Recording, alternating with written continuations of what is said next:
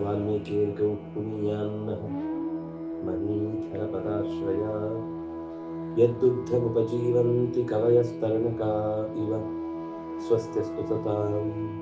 ಶ್ರೀ ಗುರುಭ್ಯೋ ನಮಃ. ಹರಿ ಓಂ.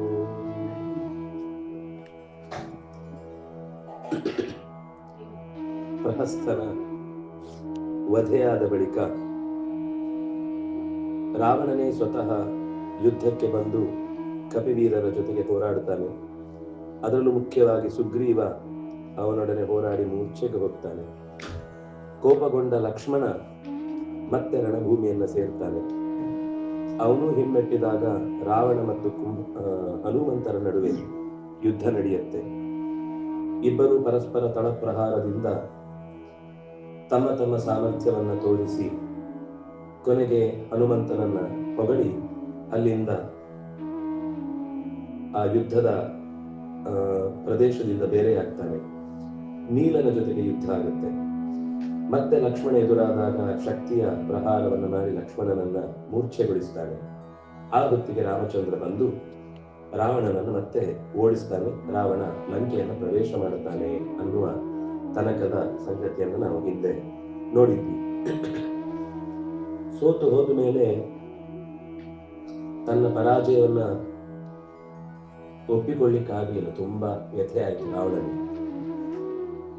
ಅದಕ್ಕಾಗಿ ಕುಂಭಕರ್ಣನನ್ನ ಎಬ್ಬಿಸಬೇಕು ಅನ್ನುವಂತಹ ಯೋಚನೆಯಿಂದ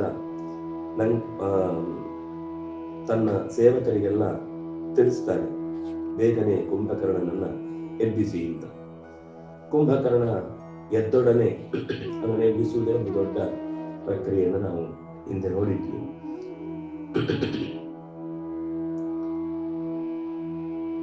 ಕುಂಭಕರ್ಣಗೆ ರಣಾಂಗಣಕ್ಕೆ ಬರುವಾಗ ಹೇಗಿತ್ತು ಅಂತ ಒಂದು ಉದಾಹರಣೆ ಕೊಡ್ತಾರೆ.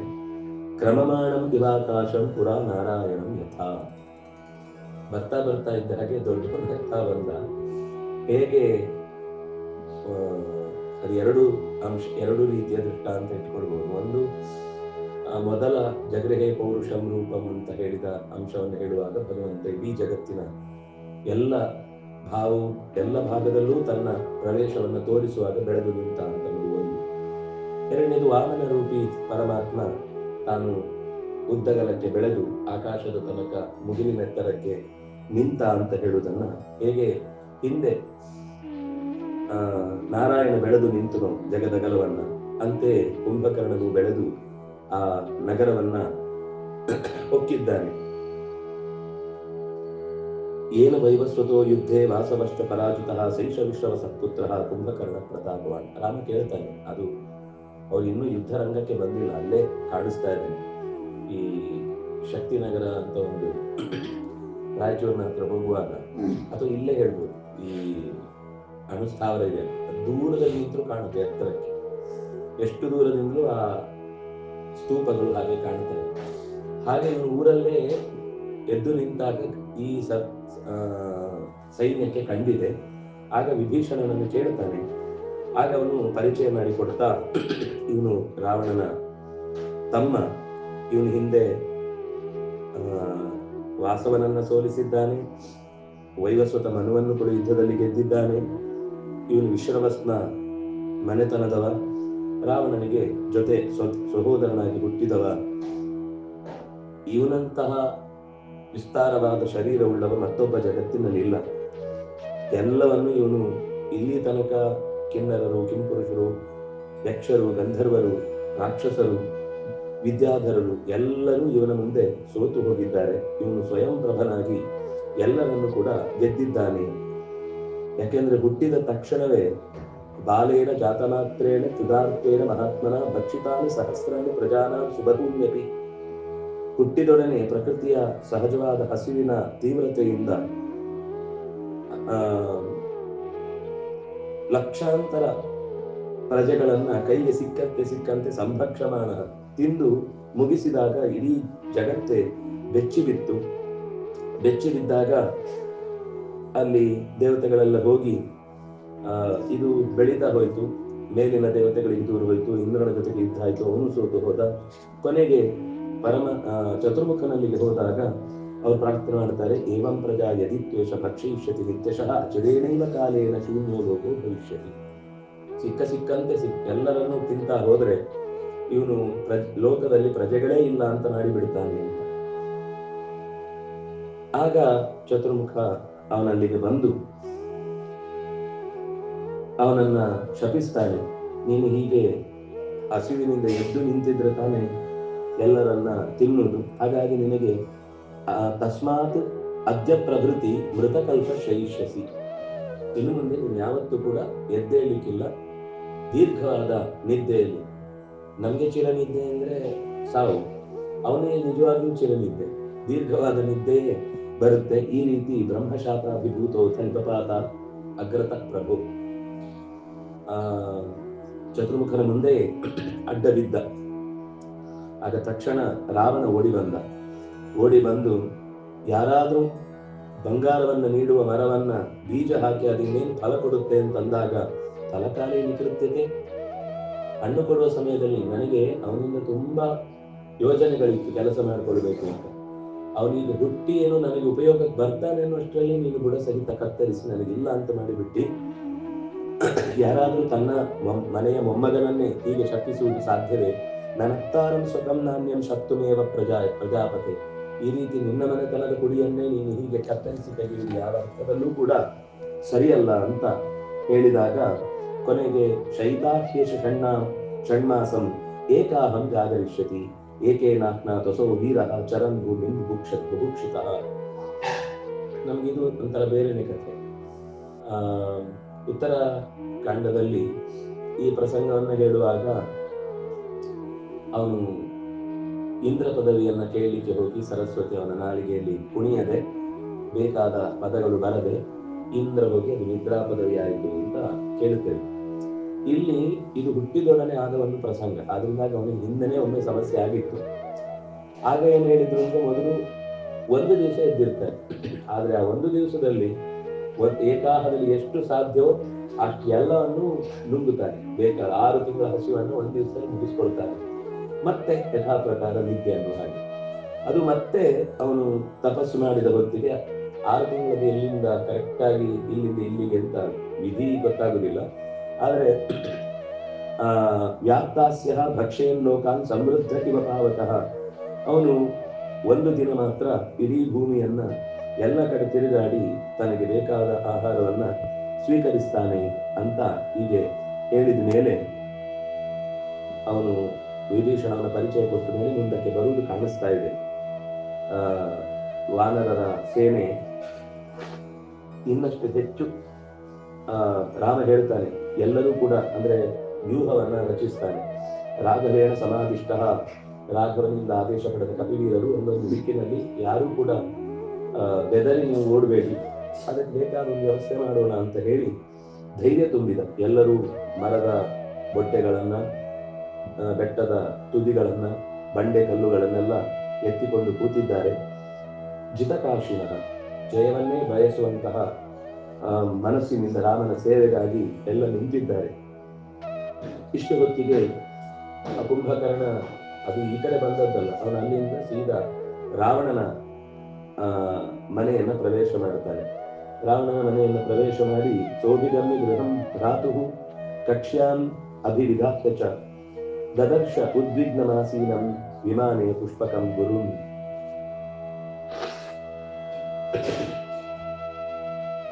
ಈ ಕಕ್ಷ್ಯ ಅಂದ್ರೆ ಒಂದು ಅರಮನೆಯ ಮಧ್ಯದ ಭಾಗ ಅನ್ಸುತ್ತವೆ. ಒಂದು ಕಡೆಯಿಂದ ಇನ್ನೊಂದು ಕಡೆಗೆ ಹೋಗುವಾಗ ಮಧ್ಯದ ಒಂದು, ನಾವು ಈ ಅಂಬೆಲ ಅಂದೇನು ಮಧ್ಯದ ಜಾಗ ಅಂತ, ಒಂದು ಕಡೆಯಿಂದ ಇನ್ನೊಂದು ಕಡೆಗೆ ಹೋಗ್ಲಿಕ್ಕೆ ಏನ್ ಶಬ್ದ ಕಲಿಸಬಹುದು, ಅಂಗಣ. ಒಂದು ಅಂಗಣದಿಂದ ಇನ್ನೊಂದು ಅಂಗಣಕ್ಕೆ ಪ್ರವೇಶ ಮಾಡಿ ಉದ್ವಿಗ್ನನಾಗಿ ಕುಳಿತಿರುವ ಅಣ್ಣನನ್ನ, ಅದಕ್ಕೆ ಗುರು ಅಂತ ಹಾಕ್ತಾನೆ, ಅಂದ್ರೆ ಅಣ್ಣನನ್ನ ಒಂದು ಗುರು ಸಮಾನನಾಗಿ ಕಾಣುತ್ತಿದ್ದ ಅಂತ ನಮಸ್ಕಾರ ಮಾಡಿದ. ಕೈ ಕಾಲುಗಳನ್ನು ಮುಟ್ಟಿ ಕಿಂಕೃತ್ಯಂ, ಏನ್ ಮಾಡಬೇಕು ಅಂತ ಕೇಳಿದ. ಆಗ ರಾವಣನನ್ನು ಗಟ್ಟಿಯಾಗಿ ಅಪ್ಪಿಕೊಂಡು, ಅಣ್ಣ ನಿನಗೆ ಯಾರಿಂದ ಭಯ, ಯಾಕೆ ನಿನ್ನ ಮುಖದಲ್ಲಿ ಈ ರೀತಿಯಾದ ತೀವ್ರ ಕಳವಳ ಕಾಣಿಸ್ತಾ ಇದೆ, ನಾನು ನಿನ್ನ ಹತ್ರ ಇರಬೇಕಾದ್ರೆ ಯಾಕೆ ನೀನು ಈ ಭಯವನ್ನ ತಾಳ್ತಾ ಇದ್ದಿ, ನಿನ್ನನ್ನ ಮುಟ್ಲಿಕ್ಕೆ ಮುಂಚೆ ಅವರೆಲ್ಲ ನನ್ನನ್ನ ದಾಟಿ ಬರಬೇಕು. ಸುಷುಪ್ತಸ್ತೋನ್ನ ಜಾನೀಷೆ ಮಮ ರಾಮ ಕೃತಂ ಭಯಂ ಯೇಷ ಧಾಶರತಿ ಶ್ರೀಮಾನ್ ಸುಗ್ರೀವ ಸಹಿತೋ ಬಲಿ ಸಮುದ್ರಂ ಲಂಘಯಿತ್ವಾತು ಮೂಲಂ ನ ಪರಿಕೃಂತತಿ. ರಾವಣ ನನಗೆ ತುಂಬಾ ಭಯ ಆಗಿದೆ ಅಂತಂದ್ರೆ ಅದಕ್ಕೆ ಕಾರಣ ಸುಗ್ರೀವನ ಮಹಾಸೇನೆಯೊಂದಿಗೆ ಕೂಡಿಕೊಂಡು ಬಂದ ರಾಮಚಂದ್ರ ಇಡಲೇ ಬೀಡು ಬಿಟ್ಟಿದ್ದಾನೆ ಲಂಕೆಯ ಒಳಗಿನ. ನೋಡು ಅಂತ ಪಶ್ಯಸ್ವ, ಪಶ್ಯ ಅಂತ ಹೇಳುದನ್ನ ಪಶ್ಯಸ್ವ ಅಂತ ಪ್ರಯೋಗ ಮಾಡ್ತಾರೆ. ಲಂಕಾಯಾಂ ವನಾನಿ ಉಪವನಾನಿ ಚ ಸೇತುನ ಸುಖಮಾಗತ್ಯ ವಾನರೈ ಕಾರಣವಂ ಕೃತಂ. ಸಮುದ್ರ ಹೋಗಿ ಕಪಿಗಳ ಸಮುದ್ರ ಆಗಿಬಿಟ್ಟಿದೆ. ಪೂರ್ತಿ ಆ ಪರಿಸರದಲ್ಲಿದ್ದ ಮರಗಿಡಗಳನ್ನೆಲ್ಲ ಹೊತ್ತುಕೊಂಡು ಕಪಿಗಳು ರೆಡಿಯಾಗಿ ಬಿಟ್ಟಿದ್ದಾರೆ ಯುದ್ಧಕ್ಕೆ. ರಾಕ್ಷಸರು ಯಾರು ಹೋದರೂ ಅತ್ಯಂತ ಸುಲಭದಲ್ಲಿ ಅವರನ್ನ ಹೊಡೆದು ಹಾಕ್ತಾ ಇದ್ದಾರೆ. ಹಿಂದೆ ನಾನು ಎಂದೂ ಕೂಡ ಯುದ್ಧದಲ್ಲಿ ವಾನರು ಈ ರೀತಿಯಾದ ತೀವ್ರವಾದ ಯುದ್ಧದಲ್ಲಿ ಭಾಗವಹಿಸಿದ್ದು ನೋಡಿಲ್ಲ. ಅವರೊಂದು ಯುದ್ಧದ ಎಲಿಮೆಂಟ್ ಆಗ್ತಾರೆ ಅಂತಾನೆ ಅನ್ಕೊಂಡಿರ್ಲಿಲ್ಲ ನಾನು. ಆದ್ರಿಂದಾಗಿ ಅವರನ್ನು ಹೇಗೆ ನಿಗ್ರಹ ಮಾಡುವುದು, ಬೇರೆಯವರಿಗಾದ್ರೆ ಯುದ್ಧದಲ್ಲಿ ಅವರೇನು ಯುದ್ಧ ಮಾಡ್ತಾರೆ ಅಂತ ಆಲೋಚನೆ ಮಾಡ್ಲಿಕ್ಕಾಗುತ್ತೆ. ಆದ್ರೆ ಇಲ್ಲಿ ಇವರ ಯುದ್ಧದ ಪ್ರಕ್ರಿಯೆಗಳೇ ಅರ್ಥ ಆಗ್ತಾ ಇಲ್ಲ. ತದೇತದ್ ಭಯ ಉತ್ಪನ್ನ ಪ್ರಾಯ ಸ್ವೇಹ ಮಹಾಬಲ. ಆದ್ರಿಂದಾಗಿ ನಾನು ನಿನ್ನ ಸಹಾಯವನ್ನ ಕೇಳ್ತಾ ಇದ್ದೇನೆ. ಭ್ರಾತುರರ್ಥೆ ಮಹಾಬಾಹೋ ಕುರು ಕರ್ಮ ಸುದುಷ್ಕರಂ. ಇದು ಸುಲಭದ ಕೆಲಸ ಅಲ್ಲ, ಆದ್ರೆ ಅಣ್ಣನಿಗೋಸ್ಕರ ನೀನು ಈ ಕಾರ್ಯವನ್ನು ಮಾಡಬೇಕು.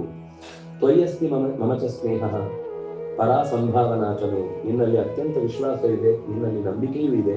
ಹಾಗಾಗಿ ನೀನು ಈ ಕಾರ್ಯವನ್ನು ಮಾಡಬಲ್ಲೆ ಅಂತ ಹೇಳಿ ಅವನನ್ನ ಕಳುಹಿಸಿಕೊಡುವಾಗ ಅವನು ಶರದ್ಘನಂ ಪವನ ಉದ್ಯತೋ ಮಹಾನ್. ಹೇಗೆ ಅಂದ್ರೆ ಅವನದಕ್ಕೆ ಹೇಳಿದ್ರು, ಶರತ್ಕಾಲದ ಮೋಡಗಳನ್ನ ಗಾಳಿ ಹೇಗೆ ಅನಾಯಾಸವಾಗಿ ತಳ್ಳಿ ನಿರ್ಮಲವಾದ ಆಕಾಶ ನಿರ್ಮಾಣವಾಗುತ್ತೋ ಹಾಗೆ ನೀನು ಕಪಿಸೇನೆಯ ಕಪ್ಪು ಮೋಡದಂತೆ ತುಂಬಿಕೊಂಡಿದ್ದವರನ್ನ ನೀನು ಗಾಳಿಯಂತೆ ಪ್ರವೇಶಿಸಿ ಅವರನ್ನೆಲ್ಲ ಶುದ್ಧೀಕರಣಗೊಳಿಸಿ ಆ ಪ್ರದೇಶವನ್ನು ನಿರ್ವಾತಗೊಳಿಸಿ ನನ್ನನ್ನ ರಕ್ಷಿಸಬೇಕು ಅಂತ ಈಗ ಕೇಳುವಲ್ಲಿಗೆ 62ನೇ ಸರ್ಗ ಮುಕ್ತಾಯವಾಗುತ್ತೆ. ಕುಂಭಕರ್ಣ ಒಂದು ಸಂಗತಿಯನ್ನು ಎಚ್ಚರಿಸ್ತಾನೆ ಅವನ ದುಃಖ ಇತ್ಯಾದಿಗಳನ್ನು ನೋಡಿ. ಹಿತೇಶು ಅನಭಿಯುಕ್ತೇನ ಸೋಯಂ ಆಸಾದಿತ ಸ್ವಯ. ಅವನು ಸುಮ್ಮನೆ ನಿನ್ನ ಹತ್ರ ಬಂದು ಈ ರೀತಿ ಮಾಡಲಿಲ್ಲ. ನೀನು ಏನು ಕೆಲಸ ಮಾಡಿದ್ಯೋ ಆ ಕೆಲಸಕ್ಕೆ ಪ್ರತಿಫಲವನ್ನು ಈಗ ಉಣ್ತಾ ಇದ್ದೀಯಷ್ಟೇ. ತ್ವಾಂ ಫಲಂ ಪಾಪಸ್ಯ ಕರ್ಮಣ ಶೀಘ್ರ.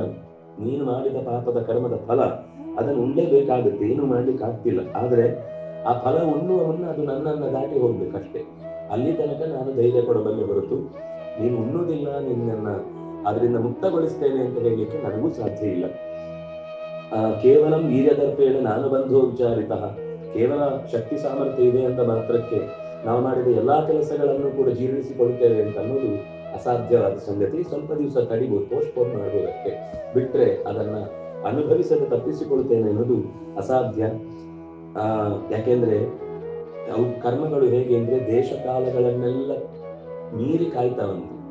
ಈ ದೇಶದಲ್ಲಿ ಆಗ್ಲಿಲ್ಲ ಅಂದ್ರೆ ಇನ್ನೊಂದು ದೇಶದಲ್ಲಿ ಇರುತ್ತೆ, ಈ ಕಾಲದಲ್ಲಿ ಆಗ್ಲಿಲ್ಲ ಅಂದ್ರೆ ಇನ್ನೊಂದು ಕಾಲದಲ್ಲಿ ಇರುತ್ತೆ. ಅದರಿಂದಾಗಿ ಕರ್ಮಾಣಿ ವಿಪರೀತವತ್ತು ನಾವು ಈ ಫಲ ಕೊಡಬಹುದು ಅಂತ ಅನ್ಕೊಂಡ್ರೆ ಅದು ಇನ್ನೊಂದು ರೀತಿಯಿಂದ ಬೇರೆ ಕಡೆಯಿಂದ ಈ ದೇಹದಲ್ಲಿ ಕೆಲವೊಂದು ಸರ್ತಿ ಯಾವುದೋ ಒಂದು ಚಿಕಿತ್ಸೆ ಕೊಡ್ಲಿಕ್ಕೆ ಹೋದ್ರೆ ಅದು ಇನ್ನೊಂದು ಕಡೆ ಬೇರೆ ರೀತಿಯಿಂದ ಫೇಲ್ಯೂರ್ ಆಗುವುದನ್ನ ನೋಡುವಾಗ ಅವನು ಇದರಿಂದ ತೊಂದರೆ ಅನುಭವಿಸ್ತಾನೆ ಅಂದ್ರೆ ಅದು ಇನ್ನೊಂದು ರೀತಿಯಿಂದ ಅವನನ್ನು ಕಾಡುತ್ತೆ ಅನ್ನುವ ಹಾಗೆ ತ್ರಯಾಣಾಂ ಪಂಚಧಾ ಯೋಗಂ ಕರ್ಮಣಾಂಚ ಪ್ರಪದ್ಯತೆ ಸಚಿವೈ ಸಮಯಂ ಕೃತ್ವ ಸಸಮ್ಯಕ್ ವರ್ತತೆ ಪಥಿ. ಕ್ಷಯವೃದ್ಧಿ ಸ್ಥಾನಗಳೆಂಬ 3 ಅಂಶಗಳನ್ನು ಎಲ್ಲಿಂದ ನಾಶ ಆಗುತ್ತೆ, ಹೇಗಿದ್ರೆ ಮೇಂಟೈನ್ ಆಗುತ್ತೆ ಮತ್ತು ಹೇಗಿದ್ರೆ ಬೆಳೆಸಬಹುದು ವೃದ್ಧಿ, ಇದು 3ಅನ್ನ ಆರಂಭೋಪಾಯ, ಪುರುಷ ದ್ರವ್ಯ ಸಂಪತ್ತು, ದೇಶಕಾಲ ವಿಭಾಗ, ವಿಪತ್ತಿಗೆ ಪ್ರತೀಕಾರ ಮತ್ತು ಕಾರ್ಯಸಿದ್ಧಿ, ಈ 5ಅನ್ನ ಈ 3ಅನ್ನ 5ರಿಂದ ನಿರ್ವಹಣೆ ಮಾಡಬೇಕು ಅಂತ ಹೇಳುದು. ಇದರಿಂದ ಈ ರೀತಿಯಾದ ಸಚಿವೈ ಸಮಯಂ ಕೃತ್ವ ತಿಳಿದ ಮಂತ್ರಿಗಳಿಂದ ಸಮಯ ಅಂದ್ರೆ ಒಂದು ಚೌಕಟ್ಟು, ಹೀಗಿರ್ಬೇಕು ಹೀಗಾಗಬೇಕು ಅಂತ ಒಂದು ರಾಜ್ಯ ನಡೆಸುವಾಗ ಏನೆಲ್ಲ ಇರಬೇಕು ಅನ್ನೋದನ್ನ ಗಮನಿಸಿದ್ದಿದ್ರೆ ನೀನು ಈ ರೀತಿಯಾಗಿ ಕಷ್ಟಪಡಬೇಕಾದ ಪ್ರಸಂಗ ಬರ್ತಿರ್ಲಿಲ್ಲ. ಯಾರ್ಯಾರೋ ನಿನಗೆ ಸಚಿವರು ಯಾವ್ದಾವುದೋ ದಾರಿಯಲ್ಲಿ ನನ್ನ ಕೊಂಡೊಯ್ದು ಈಗ ಈ ಸ್ಥಿತಿಗೆ ತಂದು ನಿಲ್ಲಿಸಿದ್ದಾನೆ. ಅಂದ್ರೆ ಒಂದು ಕೆಲಸ ಶುರು ಮಾಡುವಾಗ ಅದಾಗುತ್ತೋ ಇಲ್ಲೋ, ಆರಂಭದಲ್ಲಿ ಮಾಡಬೇಕಾದ ಕೆಲಸ ಅದು ನಮಗೆ ಒಪ್ಪುತ್ತೋ ಇಲ್ಲೋ, ಸರಿಯಾಗುತ್ತೋ ಇಲ್ಲೋ ಅಂತ ನೋಡ್ಬೇಕು. ಸರಿ, ಒಪ್ಪಿಕೊಂಡ ನಂತರ ಅಷ್ಟಕ್ಕೆ ಬೇಕಾದ ಪುರುಷ ಶಕ್ತಿ ಮತ್ತು ದ್ರವ್ಯ ಸಂಪತ್ತು ನಮ್ಮ ಹತ್ರ ಅದನ್ನು ಉಳಿಸ್ಕೊಳ್ಳುವುದು ಅಥವಾ ಬೆಳೆಸ್ಕೊಳ್ಳುವುದು ಏನಾದರೂ ಸಾಧ್ಯ ಇದೆಯಾ ಅಂತ. ಅದಾದ್ಮೇಲೆ ಕೆಲವು ದೇಶದಲ್ಲಿ ಒಪ್ಪುತ್ತೆ, ಕೆಲವು ಕಾಲದಲ್ಲಿ ಒಪ್ಪುತ್ತೆ. ಕಾಲ ದೇಶಗಳನ್ನು ನೋಡಿಕೊಂಡು, ಯಾಕಂದ್ರೆ ಆ ದೇಶದ ನಿಯಮದಲ್ಲಿ ಆ ವಸ್ತುವನ್ನು, ಆ ಪ್ರಾಣಿಯನ್ನು ಕೊಲ್ಲುವುದು ತೀರಾ ಅಪರಾಧ ಅಂತಿದ್ದಾಗ ನಾವು ಇಲ್ಲಿ ಮಾಡಿದ್ವಿ ಅಂತ ಹೋಗಿ ಅದನ್ನು ಅಲ್ಲಿ ಮಾಡಿದ್ರೆ ಆವಾಗ ಅದು ನಮ್ಮ ಕಾನೂನಿನ ಪ್ರಕಾರ ಅತ್ಯಂತ ಹಾನಿಕಾರಕವಾದ ಅಪಾಯವನ್ನು ಒಡ್ಡತ್ತೆ. ಅದರಲ್ಲಿ ದೇಶ ಕಾಲವನ್ನು ನೋಡಿಕೊಂಡು ನಮ್ಮ ಹತ್ರ ದ್ರವ್ಯ ಸಂಪತ್ತು ಪುರುಷ ಶಕ್ತಿ ಎಲ್ಲ ಇದ್ರೂ ಕೂಡ ಆ ದೇಶದಲ್ಲಿ ಆ ಕಾಲದಲ್ಲಿ ಅದು ಒಪ್ಪುವುದಿಲ್ಲ ಅಂದ್ರೆ ಅದನ್ನಲ್ಲಿ ಮಾಡ್ಲಿಕ್ಕೆ ಹೋಗಬಾರದು. ಇನ್ನು ವಿಪತ್ತುಗಳು ಬಂದ್ರೆ ಅದಕ್ಕೆ ಪ್ರತಿಯಾಗಿ ನಮ್ಮ ಹತ್ರ ನಿಗ್ರಹಿಸ್ಲಿಕ್ಕೆ ಏನಾದ್ರೂ ಶಕ್ತಿ ಇದೆಯಾ, ಅದಕ್ಕೆ ಬೇಕಾದ ಉಪಾಯಗಳಿದೆಯಾ, ಅದನ್ನು ಗಮನಿಸಬೇಕು. ಇದರಿಂದ ಕಾರ್ಯಸಿದ್ಧಿ ಆಗುತ್ತೆ. ನೀನು ಇದು ಯಾವುದನ್ನು ವಿಚಾರ ಮಾಡಿಲ್ಲ ಅನ್ಸುತ್ತೆ. ಅದರಿಂದಾಗಿ ಈ ಪರಿಸ್ಥಿತಿ ತುಂಬಾ ಚೆನ್ನಾಗಿ ರಾಜನೀತಿಯ ಕುರಿತಾದ ಅನೇಕ ಮಾತುಗಳನ್ನು ಹೇಳ್ತಾನೆ ಕೊನೆಗೆ. ಹಾಗಾಗಿ ನಯ ಮತ್ತು ಅನಯ ಮಾಡಬಹುದು, ಮಾಡಬಾರದು, ಈ ವಿಷಯದಲ್ಲಿ ಧರ್ಮಾಧರ್ಮಗಳ ವಿವೇಚನೆಯಲ್ಲಿ ನೀನು ಸಚಿವರ ಜೊತೆಗೆ ಚೆನ್ನಾಗಿ ಸಮಂತ್ರಣ ಮಾಡಿ ಮಾಡಬೇಕಿತ್ತು. ಇದರಿಂದ ಸಮಸ್ಯೆ ತಪ್ಪಿಸಿಕೊಳ್ಬಹುದಿತ್ತು. ಈಗ ಹೆಚ್ಚಿದೆ ಅನ್ನೋದಕ್ಕೆ ನಿನ್ನ ಮಂತ್ರಿಗಳ ಸರಿಯಾದ ಗಮನ ಕೊಡದೇ ಇರುವಿಕೆಯೇ ಕಾರಣ. ಅಹಿತಂಚ ಹಿತಾಕಾರಂ ಧಾಷ್ಟ್ಯಾ ಜಲ್ಪಂತಿ ಯೇ ನರಾಃ ಅವಶ್ಯಂ ಮಂತ್ರವಾಕ್ಯಾಸ್ತೆ ಕರ್ತವ್ಯ ಕೃತ್ಯ ದೂಷಕ.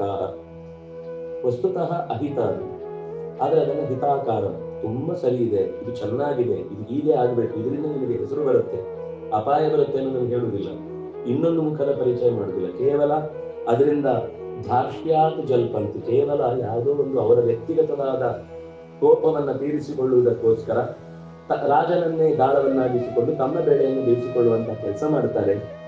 ಅವಶ್ಯಂ, ಅಂಥವರನ್ನ ಮಂತ್ರವಾಕ್ಯಾಹತೆ, ಯಾವತ್ತೂ ಅಂಥವರ ಜೊತೆಗೆ ರಾಜ್ಯದ ಹಿತ ಅಥವಾ ರಾಷ್ಟ್ರ ಕಾರಣದ ಯಾವುದೇ ಕಾರ್ಯಗಳ ಬಗ್ಗೆ ಅಲ್ಲಿ ಚರ್ಚೆ ನಡೆಸಬಾರದು. ನಿನ್ನಲ್ಲಿ ಅಂಥವ್ರು ಇದ್ದಾರಾ ಅಂತ ನೀನು ನೋಡ್ಕೊಳ್ಬೇಕಿತ್ತು. ತದೇವನೋ ಹಿತಂ ವಾಕ್ಯಂ ಯಥೇಚ್ಛಸಿ ತಥಾತೆ, ಇಷ್ಟು ಸುಮಾರು ಹೇಳ್ತಾನೆ. ಇಷ್ಟು ನಾನು ಹೇಳಿದ್ದೇನೆ, ಯಥೇಚ್ಛಸಿ ತಥಾತೆ.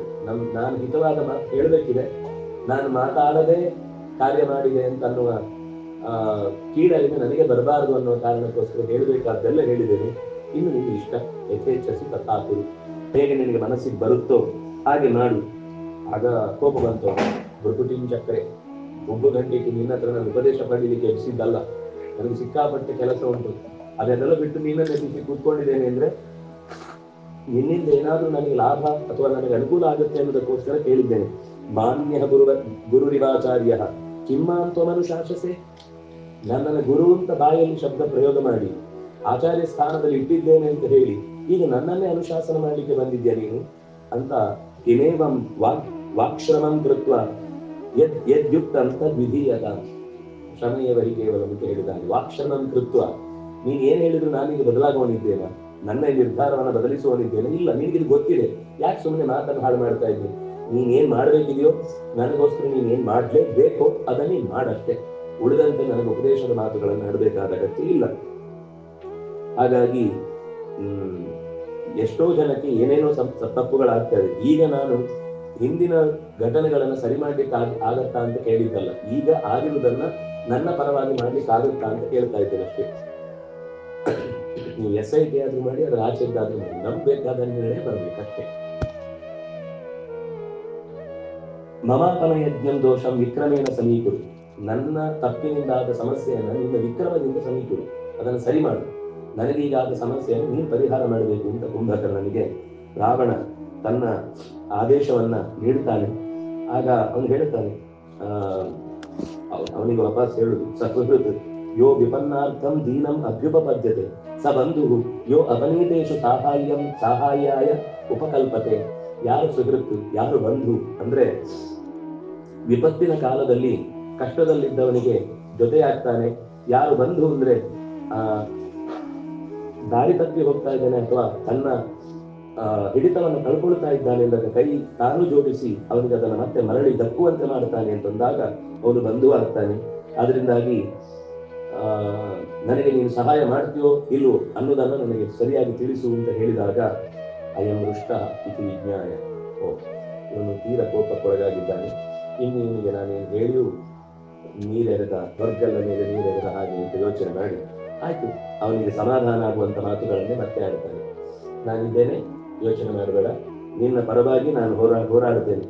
ಮಾಂ ನಿಹತ್ಯಕಿನ ತ್ವಾಂ ನಿಹನಿಷ್ಯಂತಿ ರಾಘವ. ರಾವಣನ ಹತ್ತಿರ ಬರಬೇಕು ಅಂದ್ರೆ ಮೊದಲು ಕುಂಭಕರ್ಣನ ಎದೆ ಮೇಲೆ ಕಾಲಿಟ್ಟು ಬರಬೇಕು ಅವನು. ಅಲ್ಲಿ ತನಕ ನಿನ್ನ ಹತ್ರ ಅವ್ನು ಬರ್ಲಿಕ್ಕೆ ಬಿಡಲ್ಲ ನಾನು, ಇಷ್ಟಂತೂ ನಿನಗೆ ನಾನು ಭರವಸೆ ಕೊಡ್ತೇನೆ ಅಂತ ಹೇಳಿ ಅಲ್ಲಿಂದ ನಮೇ ಪ್ರತಿಮುಖ ಕಶ್ಚಿತ್ ಪಾತುಂ ಶಕ್ತೋ ವಿಜೀವಿಷು.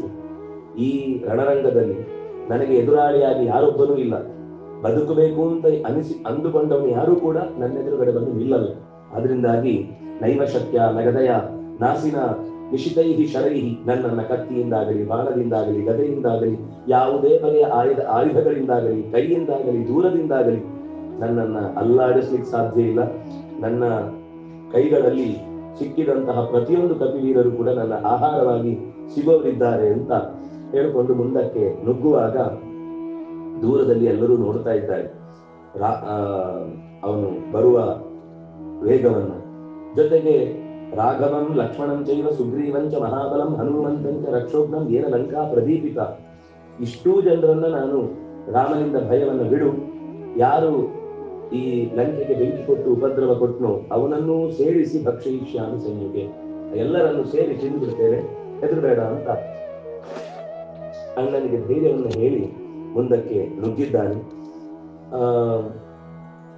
ಆಗ ಕುಂಭಕರ್ಣ ಹೇಳಿದ ಮಾತುಗಳನ್ನ, ಅಂದ್ರೆ ನಾನು ಒಬ್ಬನೇ ಹೋಗ್ತೇನೆ ಅಂತಾನೆ, ಇಷ್ಟು ಮಾತಾಡುವಾಗ ನಾನು ಒಬ್ಬನೇ ಹೊರಡುತ್ತೇನೆ ಅಂತ ಹೇಳ್ತಾನೆ. ರಮಸ್ವರಾಜನ್ ತ್ರಿಭಚಾದ್ಯ ವಾರುಣಿ ಕುರುಷ್ವ ಕೃತ್ಯಾನಿ ವಿನೀಯ ದುಃಖಂ ಮಯಾದ್ಯ ರಾಮೇ ಗಮಿತೆ ಯಮಕ್ಷಯಂ ಚಿರಾಯ ಸೀತಾ ವಶಗಾದ ಭವಿಷ್ಯತಿ. ಕೊನೆಯವನ ಭರವಸೆಯ ಮಾತು, ನೀನು ಆನಂದವಾಗಿರು, ಬೇಕಾದಷ್ಟು ಕುರಿ ತಿನ್ನು ತೇಗೆ, ಬೇಕಾದ ನಿನ್ನ ಕೆಲಸಗಳನ್ನ ಮಾಡಿ ದುಃಖಗಳಿಂದ ದೂರವಾಗಿರು. ರಾಮ ಇವತ್ತು ನನ್ನಿಂದ ಯಮನ ಮನೆಗೆ ತಳ್ಳಲ್ಪಟ್ಟಾಗ ಸೀತೆಯ ಜೊತೆಗೆ ಸುಖವಾಗಿರುವಂತಹ ದಿನಗಳು ನಿನಗೆ ಲಭಿಸುತ್ತೆ ಅಂತ ಹೇಳುವಾಗ ಮಹೋದರ ಅನ್ನುವಂತಹ ಒಬ್ಬ ಈ ರಾವಣನ ಮನೆಯಲ್ಲೇ ಇದ್ದಂತಹ ಒಬ್ಬ ಮಂತ್ರಿ ಅವನನ್ನ ಕುಂಭಕರ್ಣನ ಮಾತನ್ನ ನಿರಾಕರಣೆ ಮಾಡುತ್ತಾನೆ. ಕುಂಭಕರ್ಣ ಕುಲೇ ಜಾತಃ, ನೀನು ದೊಡ್ಡ ಮನೆತನದಲ್ಲಿ ಹುಟ್ಟಿದವನಿರ್ಬೋದು, ದೃಷ್ಟ ಎದುರಾಳಿಯನ್ನ ನಿಗ್ರಹಿಸುವನಿರ್ಬೋದು, ಆದ್ರೆ ಅವಲಿಪ್ತೋನ ಶಕ್ನೋಷಿ ಕೃತ್ಯಂ ಸರ್ವತ್ರ ವೇದಿತಂ. ಇಲ್ಲಿ ಏನಾಗ್ತಾ ಇದೆ ಅನ್ನೋದ್ರ ಬಗ್ಗೆ ನಿನಗೆ ಪೂರ್ತಿ ಕಲ್ಪನೆ ಇಲ್ಲ, ನೀನಿದನ್ನ ನಿರ್ಲಕ್ಷ್ಯ ಮಾಡಿ ಹೋಗ್ತಾ ಇದ್ದಿ. ಅದರಿಂದಾಗಿ ಅನುಪಾಸಿತ ವೃದ್ಧೇನ ಕಕ್ಕುರಿಯ ತಾದೃಶಂ ಬುಧ. ಹಿರಿಯರನ್ನ ಇಲ್ಲಿ ತನಕ ಚೆನ್ನಾಗಿ ಗೌರವಿಸಿ ಅವರ ಜೊತೆಗೆ ಓಡಾಡಿ ಬದುಕಿದ್ರೆ ಈ ರೀತಿಯಾದ ನಿರ್ಧಾರವನ್ನ ತೆಗೆದುಕೊಂಡು ಯುದ್ಧಕ್ಕೆ ನಾನೊಬ್ಬನೇ ಹೋಗಿ ಎಲ್ಲವನ್ನ ಗೆದ್ದು ಬರ್ತೇನೆ ಅಂತ ಹೇಳ್ತಿರ್ಲಿಲ್ಲ. ಯಾಕೆಂದ್ರೆ ತಿಳಿದವನು ಇಂಥ ಮಾತುಗಳನ್ನ ಆಡ್ಲಿಕ್ಕೆ ಸಾಧ್ಯ ಇಲ್ಲ. ಏಕಸ್ಯೈವಾಭಿಯಾನೇತು ಹೇತುರ್ಯ ಪ್ರಾಹ್ವತಸ್ತ್ವಯ ತತ್ರ ಅನುಪಪನ್ನಂತೆ ವಕ್ಷ್ಯಾಮಿ ಯಥಸಾಧುಚ. ನೀನು ಒಬ್ಬನೇ ತೆರಳಿ ಎಲ್ಲರನ್ನು ನಿಗ್ರಹಿಸ್ತೇನೆ ಅಂತ ಹೇಳಿದ್ರಲ್ಲಿ ಇರುವಂತಹ ಸಮಸ್ಯೆಗಳ ಪಟ್ಟಿಯನ್ನೇ ನಾನು ಮಾಡಿಕೊಡ್ತೇನೆ ಬೇಕಿದ್ರೆ. ಅದರಿಂದಾಗಿ ಸರ್ಪಂ ಸೂಕ್ತಂ ಅಹೋ ಬುದ್ಧ್ವ ಪ್ರಬೋಧಯಿತು ಇಚ್ಛಸಿ. ರಾಮಚಂದ್ರನನ್ನು ನೀನು ಬಹಳ ಸರಳವಾಗಿ ತೆಗೆದುಕೊಂಡಾಗಿದೆ. ರಾಮನನ್ನು ತಿಂದು ಬರ್ತೇನೆ ಅಂತ ಊಟಕ್ಕೆ ಕಳಿಸ್ತಾ ಇದ್ದಾರೆ ಅಂತ ಅನ್ಕೊಂಡಿದ್ದೀನಿ ನೀನು. ರಾಮ ಬಡಿದರೆ ಸಿಡಿದೇಳುವ ಸರ್ಪ ಅದು, ಸುಮ್ಮನೆ ನಿನ್ನನ್ನ ಹಾಗೆ ಕೈಗೆ ಸಿಕ್ಕಿ ಬಾಯಿಗೆ ಬೀಳುವಂತ ಪದಾರ್ಥ ಅಲ್ಲ ಅದು. ಅದರ ಬಗ್ಗೆ ನೀನು ಏನು ತಿಳ್ಕೊಳ್ಳದೆ ಸೀದಾ ಹೊರಟು ಗೆದ್ದು ಬಿಡ್ತೇನೆ ಅಂತ ಹೇಳಿದ್ವಿ. ಜನಸ್ಥಾನದಲ್ಲಿ 14,000 ಜನ ಸೇನಾನಿಗಳಲ್ಲ, ಸೇನಾಧಿಪತಿಗಳು, ತುಂಬಾ ಬಲಿಷ್ಠರು, ವರದೃಪ್ತರು, ಇಷ್ಟೂ ಜನರು ಅವನ ಜೊತೆಗೆ ಹೋರಾಡುವಾಗ ಒಬ್ಬನೇ ಅಷ್ಟು ಜನರನ್ನ ನಿಗ್ರಹಿಸಿದ್ದಾನೆ. ಖರದೂಷಣ ತ್ರಿಶೂರರು ಯಾರೂ ಸಾಮಾನ್ಯರಾಗಿರ್ಲಿಲ್ಲ, ಅವರನ್ನು ನಿಗ್ರಹಿಸಿದ್ದಾನೆ ಅಂತ ಅಂದಾಗ ನಾವು ಕೂಡ ಶತ್ರುವಿನ ಶಕ್ತಿಯನ್ನು ಸರಿಯಾಗಿ ಗಮನಿಸಿಯೇ ಯುದ್ಧಕ್ಕೆ ತೆರಳಬೇಕು. ಹುಂಬ ಧೈರ್ಯದಿಂದ ಯಾವುದನ್ನು ಸಾಧಿಸಲಿಕ್ಕೆ ಸಾಧ್ಯ ಇಲ್ಲ ಅಂತ ಅವನನ್ನ ಎಚ್ಚರಿಸ್ತಾನೆ. ಕೊನೆಗೆ ಹೇಳ್ತಾನೆ, ಅಹಂ ದ್ವಿಜಿಹ್ವ ಸಂಭ್ರಾದಿ ಕುಂಭಕರ್ಣ ವಿತರ್ಧನ ಪಂಚರಾಮವಧಾಯೀತೆ ನಿರ್ಯಾಂತಿ ಇತಿ ಅವಘೋಷಯ. ರಾವಣನಿಗೆ ಹೇಳ್ತಾನೆ, ನಾನು ಕುಂಭಕರ್ಣ ದ್ವಿಜಿಹ್ವ ಸಂಖ್ಲಾದಿ ಮತ್ತು ವಿತರ್ಧನ ಇಷ್ಟು ಜನ ಸೇರಿ ನಾವು ಯುದ್ಧಕ್ಕೆ ಹೋಗ್ತೇವೆ, ಹೋಗಿ ನಿನಗೆ ಜಯದ ಗೆಲುವಿನ ಸುದ್ದಿಯನ್ನ ತರ್ತೇವೆ. ಆಗ ಸಾಪುರ ಸುಖ ಸಮೃದ್ಧ ಸುಖಾರ್ಹ ದುಃಖ ಕರ್ಷಿತ ತ್ವಯ್ಯಧೀನಂ ಸುಖಂ ಜ್ಞಾತ್ವ ಸರ್ವಥೈವ ಗಮಿಷ್ಯಸಿ. ಈ ಆಗ ರಾಮಚಂದ್ರ ಒಂದು ವೇಳೆ ನಮ್ಮ ಕೈಯಿಂದ ಪ್ರಾಣ ತೆತ್ತ ಅಂತಂದಾಗ ಸುಖವಾಗಿಯೇ ಯಾವತ್ತೂ ಕೂಡ ಜೀವನವನ್ನು ನಡೆಸಿದ, ಸುಖವೇ ಯಾವಾಗಲೂ ಬೇಕು ಅಂತ ಬಯಸುವ, ದುಃಖದಿಂದ ಈಗಾಗಲೇ ಮೈಯಲ್ಲಿ ವ್ಯಥೆ ಅಂದ್ರೆ ಆಸೆಗಳನ್ನ ಬಚ್ಚಿಟ್ಟುಕೊಂಡಿರುವ ಆ ಸೀತಾ ತ್ವಯ್ಯ ಅಧೀನಂ ಸುಖಂ, ಖಂಡಿತ ನಿನಗೆ ಅಧೀನವಾಗಿ ಸುಖವಾಗಿ ಎಂಥ ಪರಿಸ್ಥಿತಿ ಬಂದರೂ ನಿನ್ನ ವಶವಾಗ್ತಾಳೆ ಅಂತ ಹೇಳಿ ಹೀಗೆ ಹೊರಡುತ್ತಾರೆ. ಕುಂಭಕರ್ಣ ರಣಯಾತ್ರೆಗೆ ಹೊರಡುತ್ತಾನೆ. ಹೊರಡುವಾಗ ಅಣ್ಣನಿಗೆ ಮತ್ತೊಮ್ಮೆ ನಮಸ್ಕಾರ ಮಾಡಿ ಅಣ್ಣನಿಂದ ಜಯಶೀಲನಾಗು ಅಂತ ಆಶೀರ್ವಾದ ಪಡೆದು ಹೇಳ್ತಾನೆ. ಹಿಂದೆ ಬೈದದ್ಯಾವುದು ತಲೆಯಲ್ಲಿ ಇರಬಾರ್ದಲ್ಲ, ಅದಕ್ಕೆ ಮತ್ತೆ ಹೊಗಳ್ತಾನೆ, ಚೆನ್ನಾಗಿ ಹೊಗಳ್ತಾನೆ. ಇಲ್ಲಾಂದ್ರೆ ಕೊನೆಗೆ ಹೇಳಿದ ಮಾತೆ ಮನಸ್ಸಲ್ಲಿ ಗಟ್ಟಿ ಉಳಿದು ಬಿಟ್ರೆ ಕೆಲಸ ಹಾಳಾಗುತ್ತೆ. ಅದಕ್ಕೆ ನಿನ್ನಂತ ಸಮರ್ಥ ಇನ್ನೊಬ್ಬ ಇಲ್ಲ, ನೀನು ಏನ್ ಬೇಕಾದ್ರೂ ಮಾಡಿಬಿಡಬಲ್ಲವ ಅನ್ನುವ ನಂಬಿಕೆಯಿಂದಲೇನೆ ನಾನು ನಿನ್ನನ್ನ ಒಪ್ಪಿ ಕಳಿಸ್ತಾ ಇದ್ದೇನೆ ಅಂತ ಹೀಗೆ ಹೇಳಿ, ನಿನ್ನಿಂದಲೇ ಈ ಲಂಕೆ ಉಳಿಬೇಕು, ನಿನ್ನಿಂದಲೇ ಈ ಕುಲ ಉಳಿಬೇಕು, ನಿನ್ನಿಂದಲೇ ಈ ಬಲ ಉಳಿಬೇಕು, ಅದಕ್ಕಾಗಿ ನಿನ್ನನ್ನೇ ಕಳುಹಿಸ್ತಾ ಇದ್ದೇನೆ ಅಂತ ಹೀಗೆ ಅವನನ್ನ ಹೊಗಳಿ ಕಳುಹಿಸ್ತಾನೆ. ಆಗ ರಾಕ್ಷಸ ಯಾರು ಕುಂಭಕರ್ಣ ಅತ್ತ ಪ್ರಯಾಣ ಮಾಡುವಾಗ ಮಹೋದರನ ಬಗ್ಗೆ ಒಂದು ಆಕ್ಷೇಪ ಎತ್ತುತ್ತಾನೆ. ಹಿಂದೆ ಎಲ್ಲೋ ಈ ರಾಮನಿಂದ ಪೆಟ್ಟು ತಿಂದಿದ್ದಾನೆ ಈ ಮಹೋದರ, ಯಾಕೆ ಇಷ್ಟು ರಾಮನ ಬಗ್ಗೆ ಎಕ್ಸಾಗರೇಟ್ ಮಾಡಿ ಹೇಳ್ತಾ ಇದ್ದಾನೆ ಗೊತ್ತಾಗ್ತಾ ಇಲ್ಲ ನನಗೆ. ಇರ್ಲಿ, ಅವರವರಿಗೆ ಅವರವರ ಅನುಭವ ದೊಡ್ಡದಿರುತ್ತೆ, ನಾನು ಈ ಹೋದ ಮೇಲೆ ಎಲ್ಲ ಸರಿ ಹೋಗುತ್ತೆ ಅಂತ ಹೇಳಿ ಹೊರಡುತ್ತಾನೆ. ಹೊರಟು ವಾನರರೆಲ್ಲರೂ ಈ ಒಂದೇ ರೀತಿಯಾದ ಬೆಟ್ಟವೇ ಎದ್ದು ಬಂದಂತೆ ಬರ್ತಾ ಇರುವ ರೀತಿಯನ್ನ ಕಂಡು ಅವರಿಗೆ ಭಯ ಆಗತ್ತೆ. ಅಷ್ಟೊತ್ತಿಗೆ ರಾವಣ ಮತ್ತು ಒಮ್ಮೆ ಕೊನೆಗೆ ಹೊರಡುವ ಮೊದಲು ಒಂದು ಎಚ್ಚರಿಕೆ ಕೊಡ್ತಾನೆ. ವಾನರಾಗಿ ಮಹಾತ್ಮಾನಃ ಶೂರ ಸುವ್ಯವಸಾಯಿನಃ ಏಕಾಕಿನಂ ಪ್ರಮತ್ತಂ ವಾ ನಯೇಯು ದಶನೈ ಕ್ಷಯಂ ತಸ್ಮಾತ್ ಪರಮ ದುರ್ದರ್ಶಃ ಸೈನ್ಯೈ ಪರಿವೃತೋ ವ್ರಜ. ಸೇನೆ ನಿನ್ನ ಜೊತೆಗೆ ಇಲ್ಲಿ, ಒಬ್ಬನೇ ಹೋಗಬೇಡ. ಈ ಕಪಿಗಳದ್ದು ಊಹೆಗೆ ಮೀರಿದಂತಹ ಯುದ್ಧದ ಕ್ರಮ. ಸುವ್ಯವಸಾಯಿನಃ, ಬಹಳ ಪರಸ್ಪರ ಒಂದು ಏನ್ ಹೇಳ್ತಾರೆ, ಕಮ್ಯುನಿಕೇಶನ್, ಒಬ್ರಿಗಿಂತ ಒಬ್ರು ಹೇಗೆ ಯಾರು ಎಲ್ಲಿ ಬರಬೇಕು, ಯಾರು ಏನ್ ಮಾಡ್ಬೇಕು, ಒಬ್ಬ ಎತ್ತಿ ಕೊಡ್ತಾನೆ, ಒಬ್ಬ ಹೊಡಿತಾನೆ, ಒಬ್ಬ ತಳ್ತಾನೆ ಅಂತ ಹೀಗೊಂದು ಅವ್ರು ಮೊದಲೇ ಕರೆಕ್ಟ್ ಆಗಿ ಅವ್ರ ಹತ್ರ ನಿರ್ಧಾರ ಇರುತ್ತೆ. ಸುವ್ಯವಸಾಯಿನಃ ಶೂರ, ಬಹಳ ಜಾಗ್ರತೆಯಿಂದ ಕೆಲಸವನ್ನು ಮಾಡುತ್ತಾರೆ. ನೀನು ಒಬ್ಬನೇ ಹೋದ್ರೆ ಖಂಡಿತ ತಮ್ಮ ಹಲ್ಲುಗಳಿಂದ ಕಚ್ಚಿ ಮೈ ಉಗುರುಗಳಿಂದ ಪರಚಿ ನಿನ್ನನ್ನು ದಿಕ್ಕೆಡಿಸ್ತಾರೆ ಒಂದು ಸಲ. ಅದರಿಂದಾಗಿ ಒಬ್ಬೊಬ್ಬನೇ ಹೋಗಿ ಸಿಕ್ಕಿ ಬೀಳ್ಬೇಡ. ಶತ್ರು ಪಕ್ಷ ನಿಸೂದಯ, ಶತ್ರು ಪಕ್ಷವನ್ನು ನೀನು ನಾಶ ಮಾಡು. ದಿವ್ಯಾನಿಗೆ ಸುಗಂಧಿ, ಅವನಿಗೆ ಮಾಲೆ ಹಾಕಿ ಅತ್ತರು ಹಾಕಿ ಬೇರೆ ಬೇರೆ ರೀತಿಯ ಅಲಂಕಾರಗಳನ್ನೆಲ್ಲ ಮಾಡಿ ಕಳುಹಿಸಿಕೊಟ್ಟಾಗ ಈ ಕಪಿವೀರರೆಲ್ಲರೂ ಕೂಡ ಗಮನ ಹರಿಸಿ ತಮ್ಮ ಕೈಯಲ್ಲಿದ್ದ ಆಯುಧಗಳನ್ನೆಲ್ಲ ಮತ್ತಷ್ಟು ಬಿಗಿಯಾಗಿ ಹಿಡ್ಕೊಳ್ತಾರೆ. ಆದ್ರೆ ಅವನು ಬಂದವನು ಈ ರೀತಿ ಯುದ್ಧ ಮಾಡ್ಲಿಕ್ಕೆ ಮಾತಾಡ್ತಾ ಬರ್ತಾ ಹೇಳ್ತಾನೆ, ಈ ವಾನರರಲ್ಲ ನನಗೆ ಎದುರಾಳಿಗಳು, ಇವರೆಲ್ಲ ಎಷ್ಟು ಚಂದ ಮಾತಾಡ್ತಾನೆ ಅಂದ್ರೆ ಪುರೋದ್ಯಾನ ವಿಭೂಷಣ, ಇವರೆಲ್ಲ ಉದ್ಯಾನದಲ್ಲಿ ನಮಗೆ ಅಲಂಕಾರಕ್ಕಾಗಿ ಇರ್ಬೇಕಾದವರು. ಒಂದು ಮೊದಲು ಆಹಾರ ಅಂತಾನೆ, ಎರಡನೇದು ನನ್ಗದು ಅಪಾಯಕಾರಿಯಾದ ವಸ್ತು ಅಂತ ಅನಿಸ್ತಾ ಇಲ್ಲ. ನಮ್ಮ ಉದ್ಯಾನದಲ್ಲೆಲ್ಲ ಈ ಅಂದ್ರೆ ಒಂದು ಡೆಕೋರೇಷನ್, ಶೋ ಪೀಸ್, ಅಲಂಕಾರಕ್ಕಾಗಿ ಇರ್ಬೇಕಾದವುಗಳು. ಇವ್ರು ಯಾಕೆ ಇಲ್ಲಿ ಬಂದಿದ್ದಾರೆ, ಇವರನ್ನು ಯಾರು ಇಲ್ಲಿ ಕರ್ಕೊಂಡು ಬಂದದ್ದು? ಆದ್ರಿಂದಾಗಿ ನನಗೆ ಬೇಕಾದದ್ದು ಸಹ ರಾಘವ ಸಹ ಲಕ್ಷ್ಮಣ. ನನಗೆ ಮುಖ್ಯವಾಗಿ ಬೇಕಿರುವುದು ಲಕ್ಷ್ಮಣನಿಂದ ಒಡಗೂಡಿದ ರಾಮ. ಇದು ಬಿಟ್ಟು ಇನ್ಯಾವುದನ್ನು ಹತೇ ತಸ್ಮಿನ್ ಹತಂ ಸರ್ವಂ.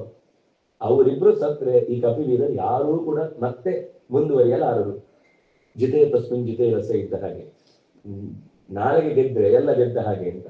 ಹಾಗೆ ಹತೇ ತಸ್ಮಿನ್ ಹತೇ ಹತಂ ಸರ್ವಂ ಅಂತ, ಎಲ್ಲವನ್ನು ಸೋಲಿಸಿದ ಹಾಗೆ ಅಂತ. ಘೋರ ರೂಪಾ ಶಿವಾನೇದು ಸಜ್ವಾಲಕ ವಲೈರ್ಮುಖೈ ಮಂಡಲಾನಿ ಅಪಸವ್ಯಾನಿ ಬಬಂದುಷ್ಟ ವಿಹಂಗಮ. ಆಕಾಶದಲ್ಲಿ ಅನೇಕ ರೀತಿಯ ಉತ್ಪಾತಗಳು, ಶಕುನಗಳೆಲ್ಲ ಹುಟ್ಟಿ ಕ್ರೂರವಾಗಿ ನರಿಗಳು, ಹೆಣ್ಣು ನರಿಗಳು ಊಳಿಡುವುದಕ್ಕೆ ಶುರು ಮಾಡಿದವು. ಆಕಾಶದಲ್ಲಿ ಅಪ್ರದಕ್ಷಿಣಾಕಾರವಾಗಿ ವಿಹಂಗಮಗಳು ತಿರುಗಲಿಕ್ಕೆ ಶುರು ಮಾಡಿದವು. ಹೀಗೆ ಗೃದ್ರ ಹತ್ತು ಅವನ ಶೂಲದ ಮೇಲಿನ ಭಾಗದ ಹತ್ತಿರಕ್ಕೆ ಬಂದು ಅದನ್ನು ಸೆಳೆದು ಹೋಯಿತು. ಇದೆಲ್ಲ ಒಂದು ಅಪಸ್ಫುರನ್ನಯನಂ ಸವ್ಯ, ಎಡಗಣ್ಣು ಅಪಸವ್ಯ ಅಂದ್ರೆ ಸವ್ಯ, ಬಲಗಣ್ಣು ನಡುಗ್ಲಿಕ್ಕೆ ಶುರುವಾಯಿತು. ನಿಷ್ಪಪಾತದ್ದಾಚ ಉಲ್ಕಾ, ಜೋರಾಗಿ ಆಕಾಶದಲ್ಲಿ ಉಲ್ಕೆಗಳು ಬೀಳತೊಡಗಿದವು. ಇದನ್ನೆಲ್ಲ ನೋಡಿ ಸರಂಧಯಿತ್ವ ಪ್ರಾಕಾರ, ಅವನು ಬಾಗಿಲು ತೆಗಿಲೇ ಇಲ್ಲಂತೆ. ಕಾಲಿಂದ ದಾಟಿ ಪ್ರಾಕಾರಕ್ಕೆ ಹೆಜ್ಜೆ ಆ ಕಡೆಗೆ ಇಟ್ಟು ಸೀರೆ ಒಳಗೆ ಬಂದ, ಹೊರಗೆ ವೇದಿಕೆ ಹತ್ರ ಬಂದ, ಯುದ್ಧದ ವೇದಿಕೆ ಹತ್ರ ಬಂದ. ವಾಯುನುನ್ನ ಇವ ಘನ, ಅಪಸವ್ಯ ಅಂದ್ರೆ ಹಾಗೆ, ಸರಿ ಸರಿ, ಸವ್ಯ ಸವ್ಯ ಸಾಕ್ಷಿ ಕರೆಕ್ಟ್. ಬಲ ನಡೆಯುತ್ತೆ ಅಂದ್ರೆ ಗುಣ ಆಯ್ತಲ್ವಾ ಅಂತ ಯೋಚನೆ ಮಾಡಿದ್ದೆ. ಅಪಸವ್ಯ ಅಂದ್ರೆ ಇಲ್ಲಿ ಬರ್ಬೇಕು ಅಂತ. ಹೀಗೆ ಕಪಿವೀರರ ನಡುವೆ ದೊಡ್ಡ ಕೋಲಾಹಲ ಉಂಟಾಯಿತು. ಹೇಗೆ, ಯಾವ ಕಡೆಯಿಂದ ಎದುರಿಸುವುದು? ಹಾರ್ಲಿಕ್ಕೆ ಬೀಳ್ಲಿಕ್ಕೆ ಎಲ್ಲಿಗಾದ್ರೂ ಒಂದು ಜಾಗ ಅಂತ ಕರೆಕ್ಟ್ ಆಗಿ ವ್ಯಕ್ತಿ ಸಿಗ್ಬೇಕಲ್ಲ, ಹಿಡಿಲಿಕ್ಕೆ ಕುಣಿಲಿಕ್ಕೆ. ಇದು ಇರುದೇ ಒಂದು ಪರ್ವತದ ಹಾಗೆ, ಒಂದು ಬದಿಯಲ್ಲಿ ಎಲ್ಲೋ ಸಿಕ್ಕಾಕೊಳ್ಳುತ್ತೆ, ಬಿಟ್ರೆ ಅವನನ್ನು ಎದುರಿಸ್ಲಿಕ್ಕೆ ನಮ್ಮ ಹತ್ರ ಆಗಲ್ಲ ಅಂತ ಎಷ್ಟೋ ಕಪಿಗಳು ಓಡ್ಲಿಕ್ಕೆ ಶುರು ಮಾಡಿದ್ರು. ಆಗ ಅಂಗದ ತಡೆದು ನಿಲ್ಲಿಸಿದ. ಓಡ್ಬೇಡಿ, ಹಾಗೆ ಪಲಾಯನ ಮಾಡುವುದು ಅನ್ನೋದು ವೀರರ ಲಕ್ಷಣ ಅಲ್ಲ. ಏನಾದ್ರೂ ನಾವು ಪ್ರಾಣ ಬಿಟ್ಟಾದ್ರೂ ಉತ್ತಮ ಗತಿಯನ್ನು ಹೊಂದಬೇಕು ಹೊರತು ಇಲ್ಲಿ ಬೆನ್ನು ತೋರಿಸಿ ದುರ್ಗತಿಯನ್ನು ಹೊಂದಬಾರದು ಅಂತ. ಆತ್ಮನಸ್ಥಾನ ವಿಸ್ಮೃತ್ಯ ವೀರ್ಯಾಣಿ ಅಭಿಜನಾನಿಚ, ತಮ್ಮ ತಾಕತ್ತು, ತನ್ನ ಜೊತೆಗಿರುವವರು ಈ ಎಲ್ಲವನ್ನು ಬಿಟ್ಟು ಓಡ್ತಾ ಇದ್ದಾರೆ. ಕ್ವಗಚ್ಚತ ಭಯತ್ರಸ್ತಾಹ ಪ್ರಾಕೃತಾಹ ಹರಯೋ ಯಥ, ಸಾಮಾನ್ಯ ಕಪಿಗಳಂತೆ ಓಡ್ತಾ ಇದ್ದೀರಲ್ಲ, ಅಂದ್ರೆ ವಿಶೇಷ ಟ್ರೈನಿಂಗ್ ಆದ ಕಪಿಗಳು ಅಂತ ಇವರೆಲ್ಲ. ಆದ್ರಿಂದಾಗಿ ನಾಲಂ ಯುದ್ಧ ರಕ್ಷ, ಇವನು ಯಾವ ರೀತಿಯಿಂದಲೂ ನಮ್ಗೆ ಯುದ್ಧದಲ್ಲಿ ಎದುರಾಳಿಯೇ ಅಲ್ಲ. ನಾವು ಭಯ ಪಡೋದ್ರಿಂದ ಅವನು ದೊಡ್ಡವನಾಗಿದ್ದಾನೆ, ನಾವು ಭಯ ಪಡೋದ್ರಿಂದ ಅವನು ಚಿಕ್ಕವನಾಗೇ ಕಾಣ್ತಾನೆ. ಮೊದಲು ನಮ್ಮ ದೃಷ್ಟಿಯನ್ನ ಮಹತೀಯಂ ವಿಭೀಷಿಕ, ಇದು ಕೇವಲ ಒಂದು ತಟ್ಟಿರಾಯ ಅಷ್ಟೇ, ನೋಡ್ಲಿಕ್ಕೆ ದೊಡ್ಡದಿದೆ. ಒಂದು ಮಧ್ಯದಲ್ಲಿದ್ದವನಿಗೆ ಬುದ್ಧಿದ್ರೆ ಇದು ತಟ್ಟಿರಾಯ ಬಿದ್ದು ಹೋಗುತ್ತೆ ಹೊರತು ಅವನನ್ನು ನಾವು ಏನು ಆಗುತ್ತಾ ಕಡೆ ಹಿಡಿಯಲಿಕ್ಕೆ ಆಗುದಿಲ್ಲ ಅಂತ ಅನ್ಕೋಬೇಡಿ ಅಂತ.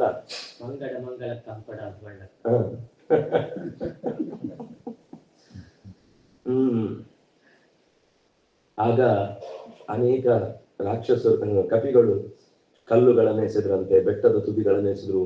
ಪ್ರಾಂಶುವಿಹಿ ಗಿರಿಶೃಂಗೈಶ್ಚ, ಚೂಪಾದ ಕಲ್ಲುಗಳನ್ನೆಲ್ಲ ಎಸೆದ್ರು, ಬಾಣಗಳನ್ನ ತಳ್ಳಿದ್ರು. ಅದೆಲ್ಲ ಈ ಪುಷ್ಪವನ್ನ ತಂದು ಮೈ ಮೇಲೆ ಮುಟ್ಟಿಸಿ ಬಿಟ್ಟ ಹಾಗೆ ಸವರಿಕೊಂಡು ಅದೇನು ತಾಗ್ಲೇ ಇಲ್ಲ. ಅನ್ಯಮಾನವನ ಕಂಪತೆ, ಎಷ್ಟು ತಾಗಿದ್ರು ಅವನೊಂಚೂರು ಅಲ್ಲಾಡ್ತಾ ಇಲ್ಲ, ಆರಾಮಾಗಿ ಬೆಟ್ಟದ ಮೇಲೆ ಹೂಗಳನ್ನು ಎಸೆದಾಗಿ ಕಾಣಿಸ್ತಿದೆ. ಧೂಳು ಬಿದ್ದ ಹಾಗಾಯ್ತು.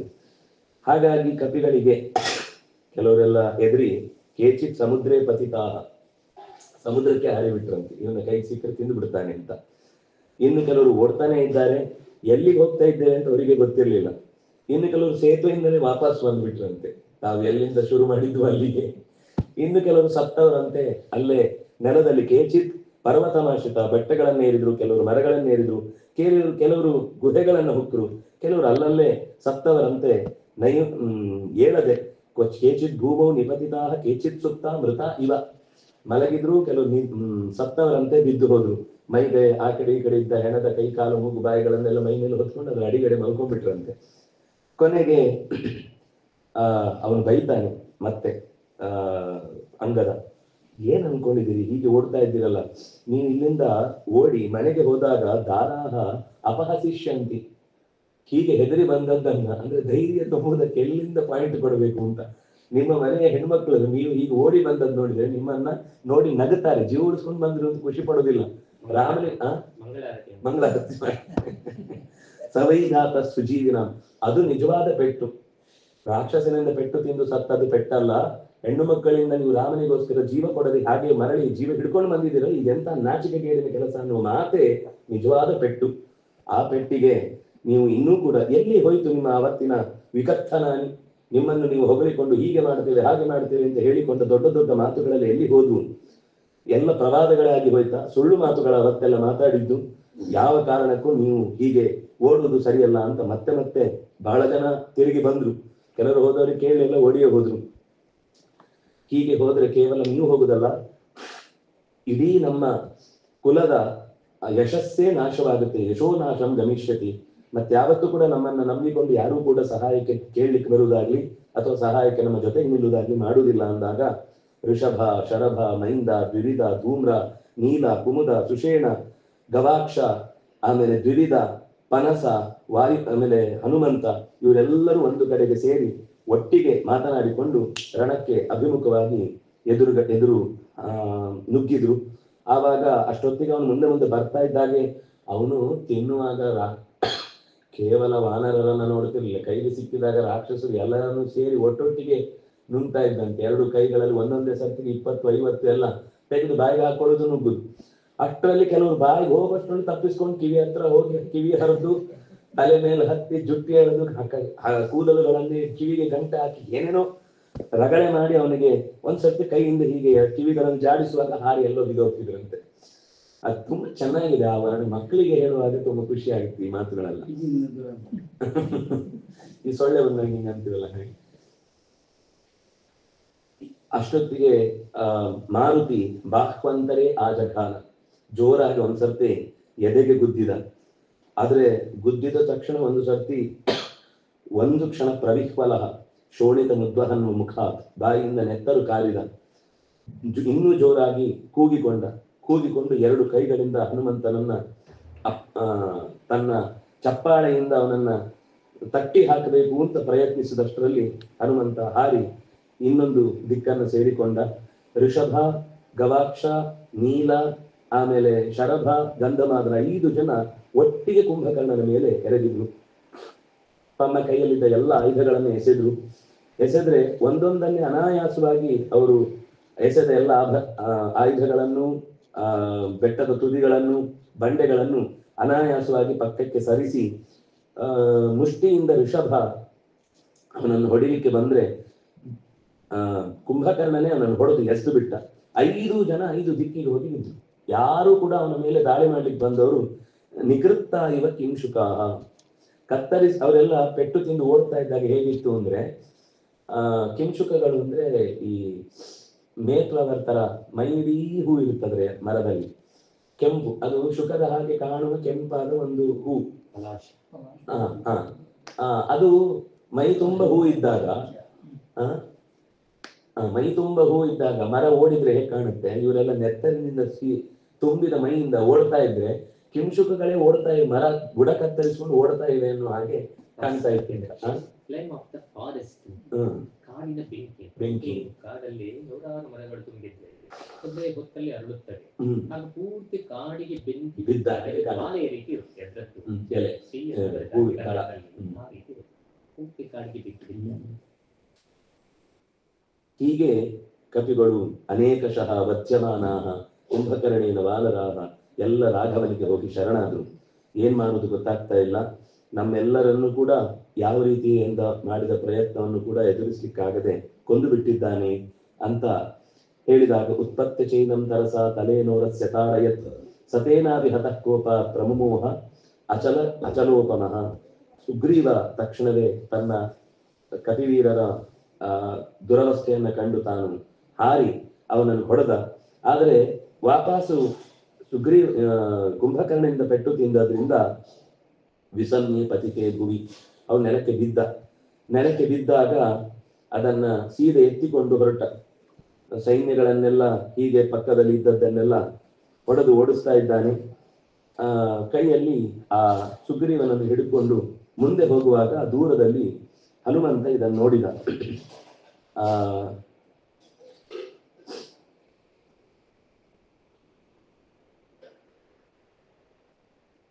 ಅದು ಹೊಡೆದ ಕ್ರಮ ಒಂದನ್ನು ಹೇಳ್ತಾರೆ. ಸುಗ್ರೀವನಿಗೆ ಹೇಗೆ ಹೊಡೆದ ಅಂದ್ರೆ, 100 ಭಾರ ಇರುವ ಶೂಲ, ಆಯಸ ಶೂಲವನ್ನು ಎಸೆದ ಅಂತ ಅವನ ಎದೆಗೆ. 1000 ಭಾರ ಅಂದ್ರೆ ಕೃತಂಭಾರ ಸಹಸ್ರಸ್ಯ ಶೂಲಂ ಕಾಲಾಯಸಂ ಮಹತ್, ಅದನ್ನು ಎಸೆದದ್ದು. ಅದೆಷ್ಟು ಅಂದ್ರೆ ಸುಮಾರು 111 ಟನ್ ಆ ಆಯುಧ. ಒಂದು ಭಾರ ಅಂದ್ರೆ ಸುಮಾರು 250 ಪೌಂಡ್, ಅಂದ್ರೆ 110-111 ಟನ್ ಅಷ್ಟು ಭಾರದ ಶೂಲವನ್ನು ಎಸೆದಿದ್ದಾನೆ. ಆಗ ಸುಗ್ರೀವ ಪ್ರಜ್ಞೆ ಕಳಿಸ್ಕೊಂಡು ಬಿದ್ದವನನ್ನ ಹಾಗೆ ಎತ್ತಿಕೊಂಡು ಸೀದಾ ಲಂಕೆಯ ಕಡೆಗೆ, ಅಂದ್ರೆ ಒಂದು ಜಯ ಆಯಿತು ಅಂತ ಅನ್ನೋ ರೀತಿಯಲ್ಲಿ ಎತ್ತಿಕೊಂಡು ಹೋಗ್ತಾ ಇದ್ದಾನೆ. ಹನುಮಂತ ನೋಡಿದ, ಏನ್ ಚಿಂತನೆ ಮಾಡಿದ. ಹನುಮಾನ್ ಚಿಂತೆಯಾಮಾಸ ಮತಿಮಾನ್ ಮಾರುತಾತ್ಮಜ. ಹೀಗೆ ಸುಗ್ರೀವನನ್ನು ಹಿಡ್ಕೊಂಡು ಹೋಗ್ಬೇಕಾದ್ರೆ ನಾನು ಏನ್ ಮಾಡಬೇಕು? ಯಜ್ಞ ನಾರ್ಯಂ ಮಯಾ ಕರ್ತುಂ ತತ್ ಕರಿಷ್ಯಾಮಿ ಸಂಶಯ. ನಾನು ಏನ್ ಮಾಡಬೇಕು ಅದನ್ನೇ ಮಾಡುತ್ತೇನೆ. ಆದ್ರೆ ಈಗಲೇ ನಾನು ಬಿಡಿಸ್ಲಿಕ್ಕೆ ಹೋಗುದು ಸರಿಯಲ್ಲ. ಯಾಕೆಂದ್ರೆ ಸುಗ್ರೀವನ ತಾಕತ್ತನ್ನು ನಾನು ಅವಮಾನ ಮಾಡಿದ ಹಾಗೆ. ಇನ್ನೊಂದು ಸ್ವಲ್ಪ ಹೊತ್ತಿಗೆ ಅವನೇ ಹೇಳ್ತಾನೆ, ಅವನಿಗೆ ಎಚ್ಚರಿಕೆ ಆಗುತ್ತೆ, ಅವನಿಂದ ತಪ್ಪಿಸಿಕೊಂಡು ಬರ್ತಾನೆ.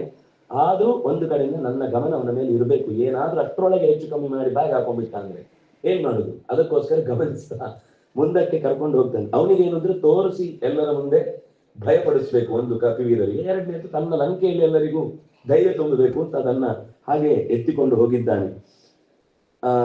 ಸ್ವಯಮಪ್ಯೇಷಃ ಮೋಕ್ಷಂ ಪ್ರಾಪ್ಸ್ಯತಿ ಮಾನವ. ತಾನೇ ತನ್ನನ್ನು ಬಿಡಿಸಿಕೊಳ್ಳುವ ತಾಕತ್ತು ಸುಗ್ರೀವನಿಗಿದೆ. ಆದ್ರೆ ಅಲ್ಲಿ ತನಕ ನಾನು ಹೊರಗಾವಲಾಗಿ ನಿಲ್ಬೇಕು ಅಂತ ಅವನು ಹೋದ ದಾರಿಯಲ್ಲಿ ಬಹಳ ದೂರದ ತನಕ ಹೋಗ್ತಾನೆ. ಅಷ್ಟೊತ್ತಿಗೆ ಮುಹೂರ್ತಾತ್ ಸುಗ್ರೀವ ಲಬ್ಧ ಸಂಯೋಗ ಮಹಾಹವೆ. ನಿಧಾನಕ್ಕೆ ಆ ರಾಕ್ಷಸ ವೀರರೆಲ್ಲ ಕಿರಿಚಿದ್ದು, ಅವನಿಗೆ ಸಂತೋಷದಿಂದ ಹೂಮಳೆಗರೆದದ್ದು, ಪನ್ನೀರುಗಳನ್ನೆಲ್ಲ ಹಾಕಿದ್ರಂತೆ. ಆ ಹಾಕಿದ ಪನ್ನೀರಿನಲ್ಲಿ ಸ್ವಲ್ಪ ಇವನಿಗೂ ಬಿತ್ತಂತೆ. ಇವನಿಗೂ ಬಿದ್ದಾಗ ಎಚ್ಚರ ಆಯ್ತು, ನಾನು ಎಲ್ಲಿದ್ದೇನೆ ಅಂತ. ಒಂದು ಕ್ಷಣ ಅವನಿಗೆ ಯೋಚನೆ ಮಾಡಿದ್ಮೇಲೆ ಗೊತ್ತಾಯ್ತು ನಾನು ಸಿಕ್ಕಿ ಬಿದ್ದಿದ್ದೇನೆ ಅಂತ. ತಸ್ಮಾನ್ ಮುಹೂರ್ತಂ ಕಾಂಕ್ಷಿಷ್ಯೆ ವಿಕ್ರಮ ಮೋಕ್ಷಿತಸ್ಯ. ಇನ್ನು ಸ್ವಲ್ಪ ಹೊತ್ತು ಹೀಗೆ ನನ್ನ ತಾಕತ್ತನ್ನು ಜಾಗೃತ ಮಾಡ್ತೇನೆ, ಸಮಯ ಬಂದೊಡನೆ ನಾನು ಇಲ್ಲಿಂದ ಕಳಚಿಕೊಳ್ಬೇಕು ಅಂತ ಯೋಚನೆ ಮಾಡಿ ಸ್ವಲ್ಪ ಹೊತ್ತು ಹಾಗೆ ಅವನು ಕರ್ಕೊಂಡು ಹೋದ ಹಾಗೆ ಹೇಳ್ಕೊಂಡು ಹೋದ ಹಾಗೆ ಹೋಗ್ತಾ ಇದ್ದ. ಆ ನಂತರ ಸ್ವಲ್ಪ ಹೊತ್ತಾದ ಮೇಲೆ ಏವಂ ಗೃಹೀತೇನ ಕಥನ್ನು ನಾಮ ಮಯಾ ಶಕ್ಯಂ ಸಂಪ್ರತಿ ಕರ್ತು ಮಧ್ಯ ತಥಾ ಕರಿಷ್ಯಾಮಿ ಯಥಾ ಹರಿಣಾಂ ಭವಿಷ್ಯತಿ ಸಂತ ಕಾರ್ಯಂ. ನಾನು ಹೀಗೆ ಅವನ ಕೈವಶವಾಗಿದ್ದೇನೆ ಎಂದಾಗ ನನ್ನ ಕಪಿವೀರರಲ್ಲಿ ಏನು ಯೋಚನೆ ಮಾಡಿ ಕಂಗಾಲಾಗಿರ್ತಾರೋ ಏನೋ, ಅವರು ಯಾವತ್ತೂ ಕೂಡ ಧೃತಿಗೆಡಬಾರದು. ಅಂತಹ ರೀತಿಯಲ್ಲಿ ನಾನು ಮರಳಿ ಅವರಿಗೆ ಇದು ಒಂದು ಕೆಚ್ಚದೆ ಹುಟ್ಟುವುದಕ್ಕೆ ಕಾರಣವಾಗುವ ಘಟನೆ ಆಗಬೇಕು ಹೊರತು ಅವರಿಗೆ ಹಿಮ್ಮೆಟ್ಟುವ ಹಾಗಾಗಬಾರ್ದು. ಆ ರೀತಿ ನಾನು ಹೇಳ್ಬೇಕು ಅಂತ ಯೋಚನೆ ಮಾಡಿ ಕರೈಶ್ಚ ಕರಣೈಹಿ ದಶನೈಶ್ಚ ನಾಸಾಂ ದದಂಶ ಪಾದೈಹಿ ವಿದದಾರ ಪಾರ್ಶ್ವವು. ತಕ್ಷಣವೇ ಎದ್ದು ಅವನ ಕಿವಿಯನ್ನು ಹರಿದೇ ಹಾಕಿದ್ದಾನೆ. ಕಿವಿಯನ್ನ ಪೂರ್ತಿ ಹರಿದು ಹಾಕಿದ್ದಾನೆ. ದಶನೈಹಿ ನಾಸಾಂ, ಮೂಗನ್ನು ಜೋರಾಗಿ ಕಚ್ಚಿದ್ದಾನೆ. ಪಾದೈಹಿ ವಿದದಾರ ಪಾರ್ಶ್ವವು, ಭುಜವನ್ನ ಅವನ ಪಾದದ ಉಗುರುಗಳಿಂದ ಸೀಳಿದ್ದಾನೆ. ಸಕುಂಭಕರ್ಣೋ ಹತಕರ್ಣನಾಸೋ ವಿದಾರಿತಸ್ತೇನ ಹೃದೈಹಿ ನಖೈಶ್ಚ ರೋಷಾಭಿಭೂತಃ ಕ್ಷತದಾರ್ದ್ರಗಾತ್ರ ಸುಗ್ರೀವ ಮಾವಿಜ್ಯ ಪಿಪೇಶ ಭೂಮು. ಕೈಯಿಂದ ಎತ್ತಿ ನೆಲಕ್ಕೆ ಹೀಗೆ ಹಿಡಿದು ನೆಲಕ್ಕೆ ಎಸೆದ್ನಂತೆ. ಅವನು ಎಸಿತಾನೆ ಅಂತ ಗೊತ್ತಿತ್ತು ಸುಗ್ರೀವನಿಗೆ. ಅವನು ಎಸೆಯುವಾಗ ತಾನೇ ಬೇಕು ಅಂತ ನೆಲಕ್ಕೆ ಹಾರಿ ಕುಪ್ಪಳಿಸಿ ಆಕಾಶಕ್ಕೆ ನೆಗೆದಂತೆ. ನೆಲಕ್ಕೆ ಬೀಳಿ, ಈ ಬೆಕ್ಕನ್ನು ನೀವು ಹೀಗೆ ಎಸಿದ್ರೆ ಅದು ಹೋಗಿ ಕರೆಕ್ಟಾಗಿ ಕಾಲಿಟ್ಟೆ ಬೀಳುತ್ತೆ ಹೊರತು ನಾವು ಎಸೆದ್ರೆ ಬಿದ್ದ ಹಾಗೆ ಉರುಳಿ ಕೈ ಕಾಲೆಲ್ಲ ಪರ್ಚಾಗುದಿಲ್ಲ. ಅದು ತಕ್ಷಣವೇ ತನ್ನ ಶರೀರವನ್ನು ಅವನು ಕುಗ್ಗಿಸಿ ಅವನು ಎಸೆಯುವ ಹೊತ್ತಿಗೆ ತಾನೇ ಉತ್ಪಪಾತ, ನೆಲಕ್ಕೆ ಕಾಲಿಟ್ಟು ಆಕಾಶಕ್ಕೆ ನೆಗೆದ. ಜೊತೆಗಿದ್ದ ಎಲ್ಲ ರಾಕ್ಷಸ ವೀರರನ್ನೆಲ್ಲ ಎತ್ತಿಕೊಂಡೇ ಆಕಾಶಕ್ಕೆ ಹಾರಿಬಿಟ್ಟಿದ್ದಾನೆ. ಆ ಹಿಂದೆ ಅಂಗದನ ಕೂಡ ಹಾಗೆ 10 ರಾಕ್ಷಸ ವೀರರು ಹಿಡಿದಿಟ್ಟಾಗ ಅವನು ಹೀಗೆ ಹಾರಿ ಮೇಲಿನ ಅಂತಸ್ತನ್ನೇ ಪುಡಿ ಮಾಡಿಕೊಂಡು ಹೋಗಿದ್ದಾನೆ. ಹಾಗೆ ಇವನು ಕೂಡ ಅಷ್ಟೂ ರಾಕ್ಷಸರನ್ನು ಮೇಲಕ್ಕೆ ಎತ್ತಿಕೊಂಡು ಹೋಗಿ ನೆಲಕ್ಕೆ ಎಸ್ತು ಮತ್ತೆ ವಾಪಸ್ಸು ತಿರುಗಿ ಬಂದಿದ್ದಾನೆ. ಆಗ ಕಪಿವೀರರೆಲ್ಲ ನೋಡಿ ಬಹಳ ಆಶ್ಚರ್ಯಪಟ್ರು. ಮೈಯೆಲ್ಲ ರಕ್ತಮಯವಾಗಿ ಬಿಟ್ಟಿದೆ. ದಾರಿಯಲ್ಲಿ ಬರುವಾಗೆಲ್ಲ ನೋಡ್ತಾನೆ, ಎಲ್ಲ ಕಪಿವೀರರ ಶರೀರ ಅಲ್ಲಲ್ಲಿ ಪಿಲ್ಲಿಯಾಗಿ ಬಿದ್ದಿದೆ. ಆಗ ಲಕ್ಷ್ಮಣ ಇದನ್ನು ನೋಡಿ ತಕ್ಷಣವೇ ಕ್ರುದ್ಧನಾಗಿ ತಾನೇ ಯುದ್ಧಕ್ಕೆ ಸರಿಯಾಗಿ ತಯಾರಾಗಬೇಕು ಅಂತ ಅಂದುಕೊಂಡು ನಿಂತಿದ್ದಾನೆ. ಆಗ ಆ ಪಕ್ಕದಲ್ಲಿ ವಿಭೀಷಣ ಎಚ್ಚರಿಸ್ತಾನೆ, ನೈವ ಶಕ್ರೋಪಿ ಸಮರೇ ಸ್ಮಿತಪೂರ್ವ ಕದಾಚನ ಅದ್ಯತ್ವಯಾಹಂ ಸೌಮಿತ್ರೇ ಬಾಲೇನಾಪಿ ಪರಾಕ್ರಮೈ. ಅವನು ಯುದ್ಧಕ್ಕೆ ಅಂತ ಬಂದಾಗ ಕುಂಭಕರ್ಣ ಹೇಳ್ತಾನೆ, ನಾನು ಹಿಂದೆ ಶಕ್ರನನ್ನ ಯುದ್ಧದಲ್ಲಿ ನಿಂತದ್ದು ನೋಡಿದ್ದೆ, ಆದ್ರೆ ಇಷ್ಟು ನಗುಮುಖದಿಂದ ನಿಂತಿರಲಿಲ್ಲ. ಅವನು ಭಯಪಟ್ಟೆ ನಿಂತ್ಕೊಂಡಿದ್ದ. ನೀನು ಇಷ್ಟರಿಂದಲೇ ನನ್ನನ್ನ ಸೋಲಿಸಿದಿ. ಬಾಲನಾಗಿದ್ರು ಕೂಡ ನಗುತ್ತಾ ಯುದ್ಧಕ್ಕೆ ನಿಂತಿದ್ಯಲ್ವಾ, ಆ ಒಂದು ರೋಷ ಕೆಚ್ಚು ನಿನ್ನಲ್ಲಿ ಕಂಡು ತೋಷಿತ ಗಂತು ಮಿಚ್ಛಸಿ ಚೇತ್ ಕಚ್ಚ, ಹೋಗ್ ನೀನು ಬಿಟ್ಟಿದ್ದೇನೆ ಅಂತಾನೆ. ಅದಕ್ಕೆ ಅವನು ಹೇಳ್ತಾನೆ, ನಾನು ನಿನ್ನನ್ನ ರಾಮಮೇವೈಕ ಮಿಚ್ಛಾಮಿ, ನನಗೆ ಇಚ್ಛೆ ಇರುವುದು ಕೇವಲ ರಾಮನೊಬ್ಬನೇ. ನಿನ್ನ ಬಗ್ಗೆನೂ ನನಗೆ ಕೋಪ ಇಲ್ಲ, ನಿನ್ನ ಬಗ್ಗೆನೂ ನನಗೇನು ಬೇಕಿಲ್ಲ. ಯಾಕಂದ್ರೆ ಅವನು ಸತ್ರೆ ತೋಷಿತೋಹಂ ರಣೇ ತ್ವಯ ರಾಮಮೇವೈಕಮಿಚ್ಛಾಮಿ ಹಂತೋಂ ಯಸ್ಮಿನ್ ಹತೆ ಹತಂ. ಯಾರು ಸತ್ರೆ ಎಲ್ಲವೂ ನಾಶವಾಗುತ್ತೋ ಅವನನ್ನು ಮಾತ್ರ ನಾನು ಕೊಲ್ಲುವುದಕ್ಕೆ ಪ್ರಯತ್ನ ಪಡ್ತಾ ಇದ್ದೇನೆ. ಆದ್ರಿಂದ ನೀವು ಇಲ್ಲಿಂದ ಹೊರಡು. ಅಥ ದಾಶರಥಿ ರಾಮೋ ರೌದ್ರಮಸ್ಮಂ ಪ್ರಯೋಜಯನ್ ಕುಂಭಕರ್ಣಸ್ಯ ಹೃದಯ ಸಸರ್ಜ ನಿಶಿತಾನ್ ಶರಾನ್. ರೌದ್ರ ಅಸ್ತ್ರವನ್ನ ಪ್ರಯೋಗ ಮಾಡಿ ಎದೆಗೆ ಬಿಟ್ಟಾಗ ಒಂದು ಸರ್ತಿ ಅವನು ಪ್ರಜ್ಞೆಯನ್ನು ಕಳೆದುಕೊಳ್ಳುವವನಂತೆ ಅಲ್ಲಾಡಿ ಬಿಟ್ಟ. ಆದ್ರೆ ಉಳಿದಂತೆ ಎಷ್ಟು ಬಾಣಗಳನ್ನು ಎಸೆದಾಗ್ಲೂ ಬರೀ ಬಾಣಗಳು ಅವನಿಗೆ ಏನು ಮಾಡಲಿಲ್ಲ. ಕೇವಲ ಅವನ ಮೇಲಿನ ಕಸದ ಮುದ್ದೆ ಬಿದ್ದ ಹಾಗೆ ಎಲ್ಲವೂ ಜಾರಿ ಹೋಗ್ತಾ ಇತ್ತು. ಇಷ್ಟೊತ್ತಿಗೆ ಎದುರುಗಡೆ ಅಲ್ಲಿ ಅಂದ್ರೆ ಯುದ್ಧ ಅಂದ್ರೆ ಒಬ್ಬರ ಹತ್ರ ಮಾತ್ರ ನಡೀತಾ ಇರುವುದಿಲ್ಲ, ಅದು ಆವೃತ್ತಿ ಆಗ್ತಾ ಇರುತ್ತೆ, ಓಡ್ತಾ ಇರುತ್ತೆ. ವಿಭೀಷಣ ಎದುರಾಗ್ತಾನೆ ಕುಂಭಕರ್ಣನಿಗೆ. ಆಗ ವಿಭೀಷಣನನ್ನು ಎದುರಿಸಿ ಹೇಳ್ತಾನೆ, ವಿಭೀಷಣಂ ಪುರೋ ದೃಷ್ಟ ಕುಂಭಕರ್ಣೋ ಬ್ರವೀದಿದಂ ಪ್ರಹರಸ್ವ ರಣೇ ಶೀಘ್ರಂ ಕ್ಷತ್ರಧರ್ಮೇ ಸ್ಥಿರೋ ಭವ. ಒಂದು ವೇಳೆ ನೀನು ಯುದ್ಧ ಮಾಡ್ತೀನಿ ಅಂತಂದ್ರೆ ನಿಂತು ಬಿಡು, ಇಲ್ಲ ಹೊರಟು ಬಿಡು. ಆದ್ರೆ ನನಗೆ ನಿನ್ನ ಮೇಲೆ ಯುದ್ಧ ಮಾಡಬೇಕು ಅಂತ ಮನಸ್ಸಿಲ್ಲ. ಭ್ರಾತೃ ಸ್ನೇಹಂ ಪರಿತ್ಯಜ್ಯ ರಾಘವಸ್ಯ ಪ್ರಿಯಂಕರು. ನೀನು ನನ್ನ ಜೊತೆಗೆ ಹೋರಾಡಿ ಗೆಲ್ಲು. ಭ್ರಾತೃ ಸ್ನೇಹಂ ಪರಿತ್ಯಜ್ಯ, ನಾನು ನಿನ್ನ ಜೊತೆ ಹುಟ್ಟಿದವನು ಅಂತ ಯೋಚನೆ ಮಾಡಬೇಡ. ರಾಮನಿಗೆ ಪ್ರಿಯವಾದದ್ದನ್ನು ಮಾಡು. ಯಾಕಂದ್ರೆ ನೀನು ಸರಿಯಾದ ನಿರ್ಧಾರ ತೆಗೆದುಕೊಂಡಿದ್ದಿ. ರಾವಣನಿಗೆ ಎಚ್ಚರಿಕೆ ಕೊಟ್ಟು ಅವನ ಕೊನೆಗೆ ಹೇಳ್ತಾನೆ, ನಾನು ಹೇಳುವುದೆಲ್ಲ ಹೇಳಿ ಕೊನೆಗೆ ಹೊರಟೆ ಅಂತ ಹೇಳ್ತಾನೆ. ಅಸ್ಮತ್ ಕಾರ್ಯಂ ಕೃತಂ ವತ್ಸ, ನಾನ್ ನಿಜವಾಗಿ ಏನ್ ಮಾಡ್ಬೇಕಿತ್ತು ಅದನ್ನ ನೀನ್ ಮಾಡಿ ರಾವಣನಿಗೆ ಬುದ್ಧಿ ಹೇಳಿ ನೀನ್ ಅಲ್ಲಿಂದ ಹೊರಟು ಈಚೆ ಬಂದಾಯ್ತು. ತ್ವಮೇಕೋ ರಾಕ್ಷಸಾನ್ ಲೋಕೆ ಸತ್ಯ ಧರ್ಮಾಭಿರಕ್ಷಿತ, ನೀನೊಬ್ಬನೇ ಈ ರಾಕ್ಷಸ ಲೋಕದ ಸತ್ಯ ಧರ್ಮಗಳನ್ನ ರಕ್ಷಿಸೋನು. ನನ್ಗೊಂದು ಸಾಮಾನ್ಯ ಕಲ್ಪನೆ ಮುಂದೆ ರಾಕ್ಷಸರೆಲ್ಲರೂ ಕೆಟ್ಟವರು ಅಂತ. ಆದ್ರೆ ಎಷ್ಟೋ ಸರಿ ಸುರಾಸುರ ಪೂಜಿತ ಅಂತೆಲ್ಲ ಅಸುರರಿಂದಲೂ ಪೂಜಿತವಾದ ಭಗವದ್ ರೂಪಗಳನ್ನು ಭಾಗವತ ವರ್ಣನೆ ಮಾಡುತ್ತೆ.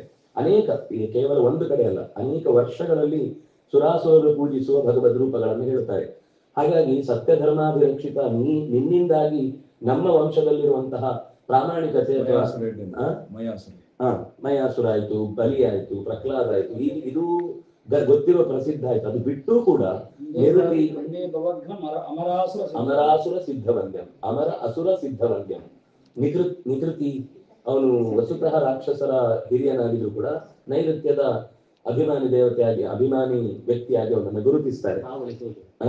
ಕೆಲವರ ದೇವತೆ ರಾಕ್ಷಸರ ಆವಳಿಸುವುದು ಪ್ರಸಂಗ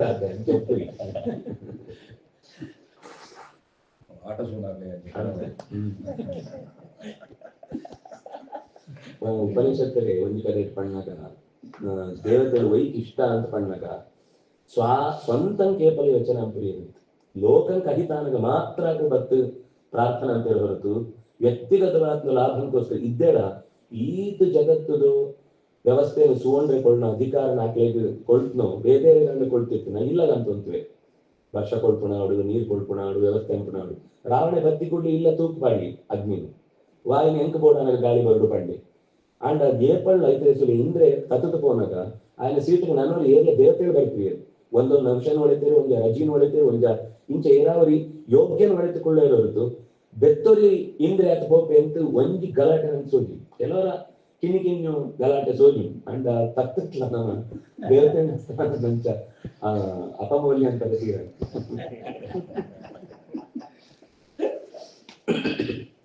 ಪಂಡ ಮಾನುಷ್ಯವಾತ್ಮ ಕೆಲವು ದೋಷ ಅಂದ್ರೆ ಪ್ರಾಕೃತಿಕವಾದ ದೋಷನ ಸೋಚೋಗ್ತೇವೆ ಅಂಡ್ ಹಾಕ್ಲೇದು ಅವು ನೈರಂತರ್ಯ ಆಯ್ತು, ಬುದ್ಧಿಪೂರ್ವಕತ್ತು, ಸ್ವಭಾವತ್ತು ಬರ್ಪುಣು. ಅವು ಬತ್ತೇ ಬರ್ಪುಣು, ಮನುಷ್ಯ ಬತ್ನ ಕಲೆ ಹಾಕ್ಲಿಲ್ಲ ಬರ್ಪುಣು. ಕುಂಭಕರ್ಣ ಬಂದು ಹೇಳ್ತಾನೆ, ಅದಕ್ಕಿಂತ ಮುಂಚೆ ಒಂದು ವಾಕ್ಯ ಬಿಟ್ಟು ಹೋಯ್ತು. ಏವ ಮುಕ್ತೋ ಅಶ್ರುಪೂರ್ಣಾಕ್ಷ ಗದಾಪಾಣಿರ್ ವಿಭೀಷಣ ಏಕಾಂತಮಾಶ್ರಿತೋ ಭೂತ್ವ ಚಿಂತೆಯಾಮಾಸ ಸಂಸ್ಥಿತ. ಹೀಗೆ ನೀನೊಬ್ಬನೇ ನಮ್ಮ ಮನೆಯ ಹಿರಿತನವನ್ನು ಉಳಿಸುವುದು ಅಂತ ಹೇಳಿದಾಗ ವಿಭೀಷಣ ಹೇಳ್ತಾನೆ, ಗದಿತಮ್ಮೆ ನಾನು ಎಲ್ಲವನ್ನೂ ರಾವಣನಿಗೆ ಹೇಳಿದ್ದೇನೆ, ನಾವು ಮಾಡುವುದು ತಪ್ಪು, ಇದು ಸರಿಯಲ್ಲ, ದೂತನನ್ನ ಕೊಲ್ಲಿಕ್ಕೆ ಹೊರಟಾಗಿ ಹೇಳಿದೆ. ಆಮೇಲೆ ಅವನಿಗೆ ಬುದ್ಧಿ ಹೇಳಿದೆ, ಏನ್ ಹೇಳಿದ್ರು ಕೇಳಿಲ್ಲ. ತಥೋಹಂ ರಾಮ ಮಾಗತಃ, ಆ ನಂತರ ನಾನು ರಾಮನನ್ನು ಬಂದು ಸೇರಿದ್ದು ಹೊರತು ಮೊದಲೇ ಅವನಿಗೆ ನಾನು ಏನು ಹೇಳದೆ ಅಲ್ಲಿಂದ ಬರಲಿಲ್ಲ ಅಂದಾಗ ಅವನು ಅಲ್ಲಿಂದನೇ ಪ್ರೀತಿಪೂರ್ವಕವಾಗಿ ಅವನನ್ನ ಕಳಿಸಿಕೊಡ್ತಾನೆ. ಕಣ್ಣಲ್ಲಿ ನೀರು ತುಂಬಿಕೊಂಡು ವಿಭೀಷಣ ಅಲ್ಲಿಂದ ಹೊರಡುತ್ತಾನೆ. ಮತ್ತೆ ಕುಂಭಕರ್ಣ ರಾಮನನ್ನು ಎದುರಾದಾಗ ಹೇಳ್ತಾನೆ, ನಾಹಂ ವಿರಾಧೋ ವಿಜ್ಞೇಯ ನ ಕಬಂಧ ನ ಖರೋವ ನ ವಾಲಿ ನ ಮಾರೀಚ ನ ಕುಂಭಕರ್ಣ ಸಮಾಗತಃ. ಬಂದದ್ದು ಕುಂಭಕರ್ಣ, ಅದು ವಿರಾಧ ಅಲ್ಲ, ಕಬಂಧ ಅಲ್ಲ, ವಾಲಿ ಅಲ್ಲ, ಮಾರೀಚನಲ್ಲ, ಅಥವಾ ಖರದೂಷಣ ತ್ರಿಶಿರರೂ ಅಲ್ಲ. ನಾನು ಕುಂಭಕರ್ಣನಿದ್ದೇನೆ ಅನ್ನೋದನ್ನು ನೆನಪಿಟ್ಕೊ. ಅದು ಪೂರ್ಣ ಡೀಟೇಲ್ ಉಂಡ ಆಯ್ತು ಅಂತದ ಹನುಮಂತ ಮತ್ತು ಸುರ್ತು ಪೋತ್ನ ಕೆಲಸಕ್ಕೆ ಏನ್ ಪ್ರತೀಕಾರ ಅಂತೆ ಲಂಕೆಗೆ ಏರ್ವರಿ ವಿರೋಧ ಅಂತ ಹೇಳಲ್ಲ. ಆಕೆ ನೀನು ಒಳಿಪೋಪರಿ ಬಂತೆ ಅವರನ್ನು ಇದ್ರೆಡೆ ಆದ್ ನಾಂಡ ಗೊತ್ತುಂಡ ಪೂರ ಅದು ಲಂಕಿ ಕೂಡಲೇ ನಂತವರ ಒಪ್ಸೋತು ಬರಕ ಸುಸುಪ್ತಿ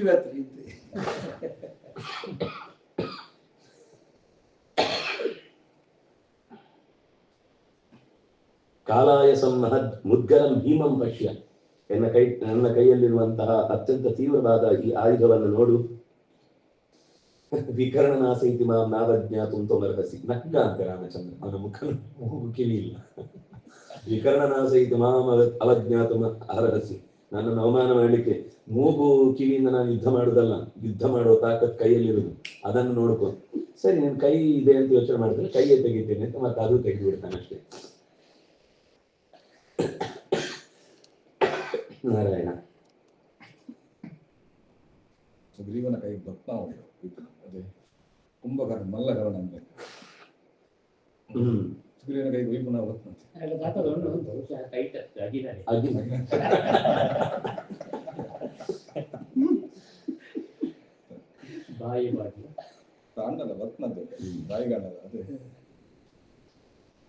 ಕುಂಭಕರ್ಣ ಹೀಗೆ ಅವನ ಜೊತೆಗೆ ತೀವ್ರವಾದ ಯುದ್ಧವನ್ನು ಮಾಡಿದ ನಂತರ ರಾಮಚಂದ್ರ ಮೊದಲು 2 ಕೈಗಳನ್ನು ಕತ್ತರಿಸಿದ. ಸ ಕುಂಭಕರ್ಣಸ್ಯ ಭುಜೋ ನಿಕೃತ್ತಃ ಪಪಾತ ಭೂಮೋ ಗಿರಿ ಸನ್ನಿಕಾಶ. ಅದಾದ್ಮೇಲೆ ಕಾಲಿನಿಂದಲೇ ಹೊಸಕಿಕೊಂಡು ಎಲ್ಲವನ್ನು ನಾಶ ಮಾಡ್ತಾ ಬಂದಾಗ ಅವನ ಕಾಲನ್ನ ಕತ್ತರಿಸಿದ. ಅಷ್ಟಾದ್ಮೇಲೆ ತನ್ನ ನಾಲಿಗೆ ಬಾಯಿಗಳಿಂದಲೇನೆ ಎಲ್ಲವನ್ನು ಚಾಚಿಕೊಂಡು ಬಾಯಲ್ಲಿ ಹೀರಿ ತೆಗೆಯುವ ಗಾಳಿಯಿಂದಲೇ ಎಲ್ಲವನ್ನು ಎಳೆದು ನಿಂತಾ ಇದ್ದಾನೆ.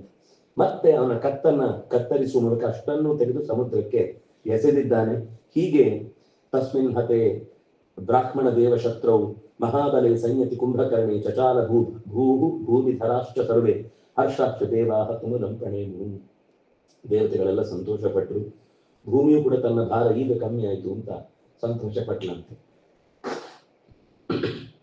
ನಂತರ ಹೇಗೆ ಸೂರ್ಯನು ರಾಹುವಿನಿಂದ ವಿಮುಕ್ತನಾಗ್ತಾನೋ ಹಾಗೆ ದೇವತೆಗಳ ಮುಖ ಕಪ್ಪಿಟ್ಟದ್ದು ಈಗ ಬೆಳ್ಳಗಾಯಿತು. ನಿಹತ್ಯ ರಾಮೋ ಯುಧಿ ಕುಂಭಕರ್ಣಂ.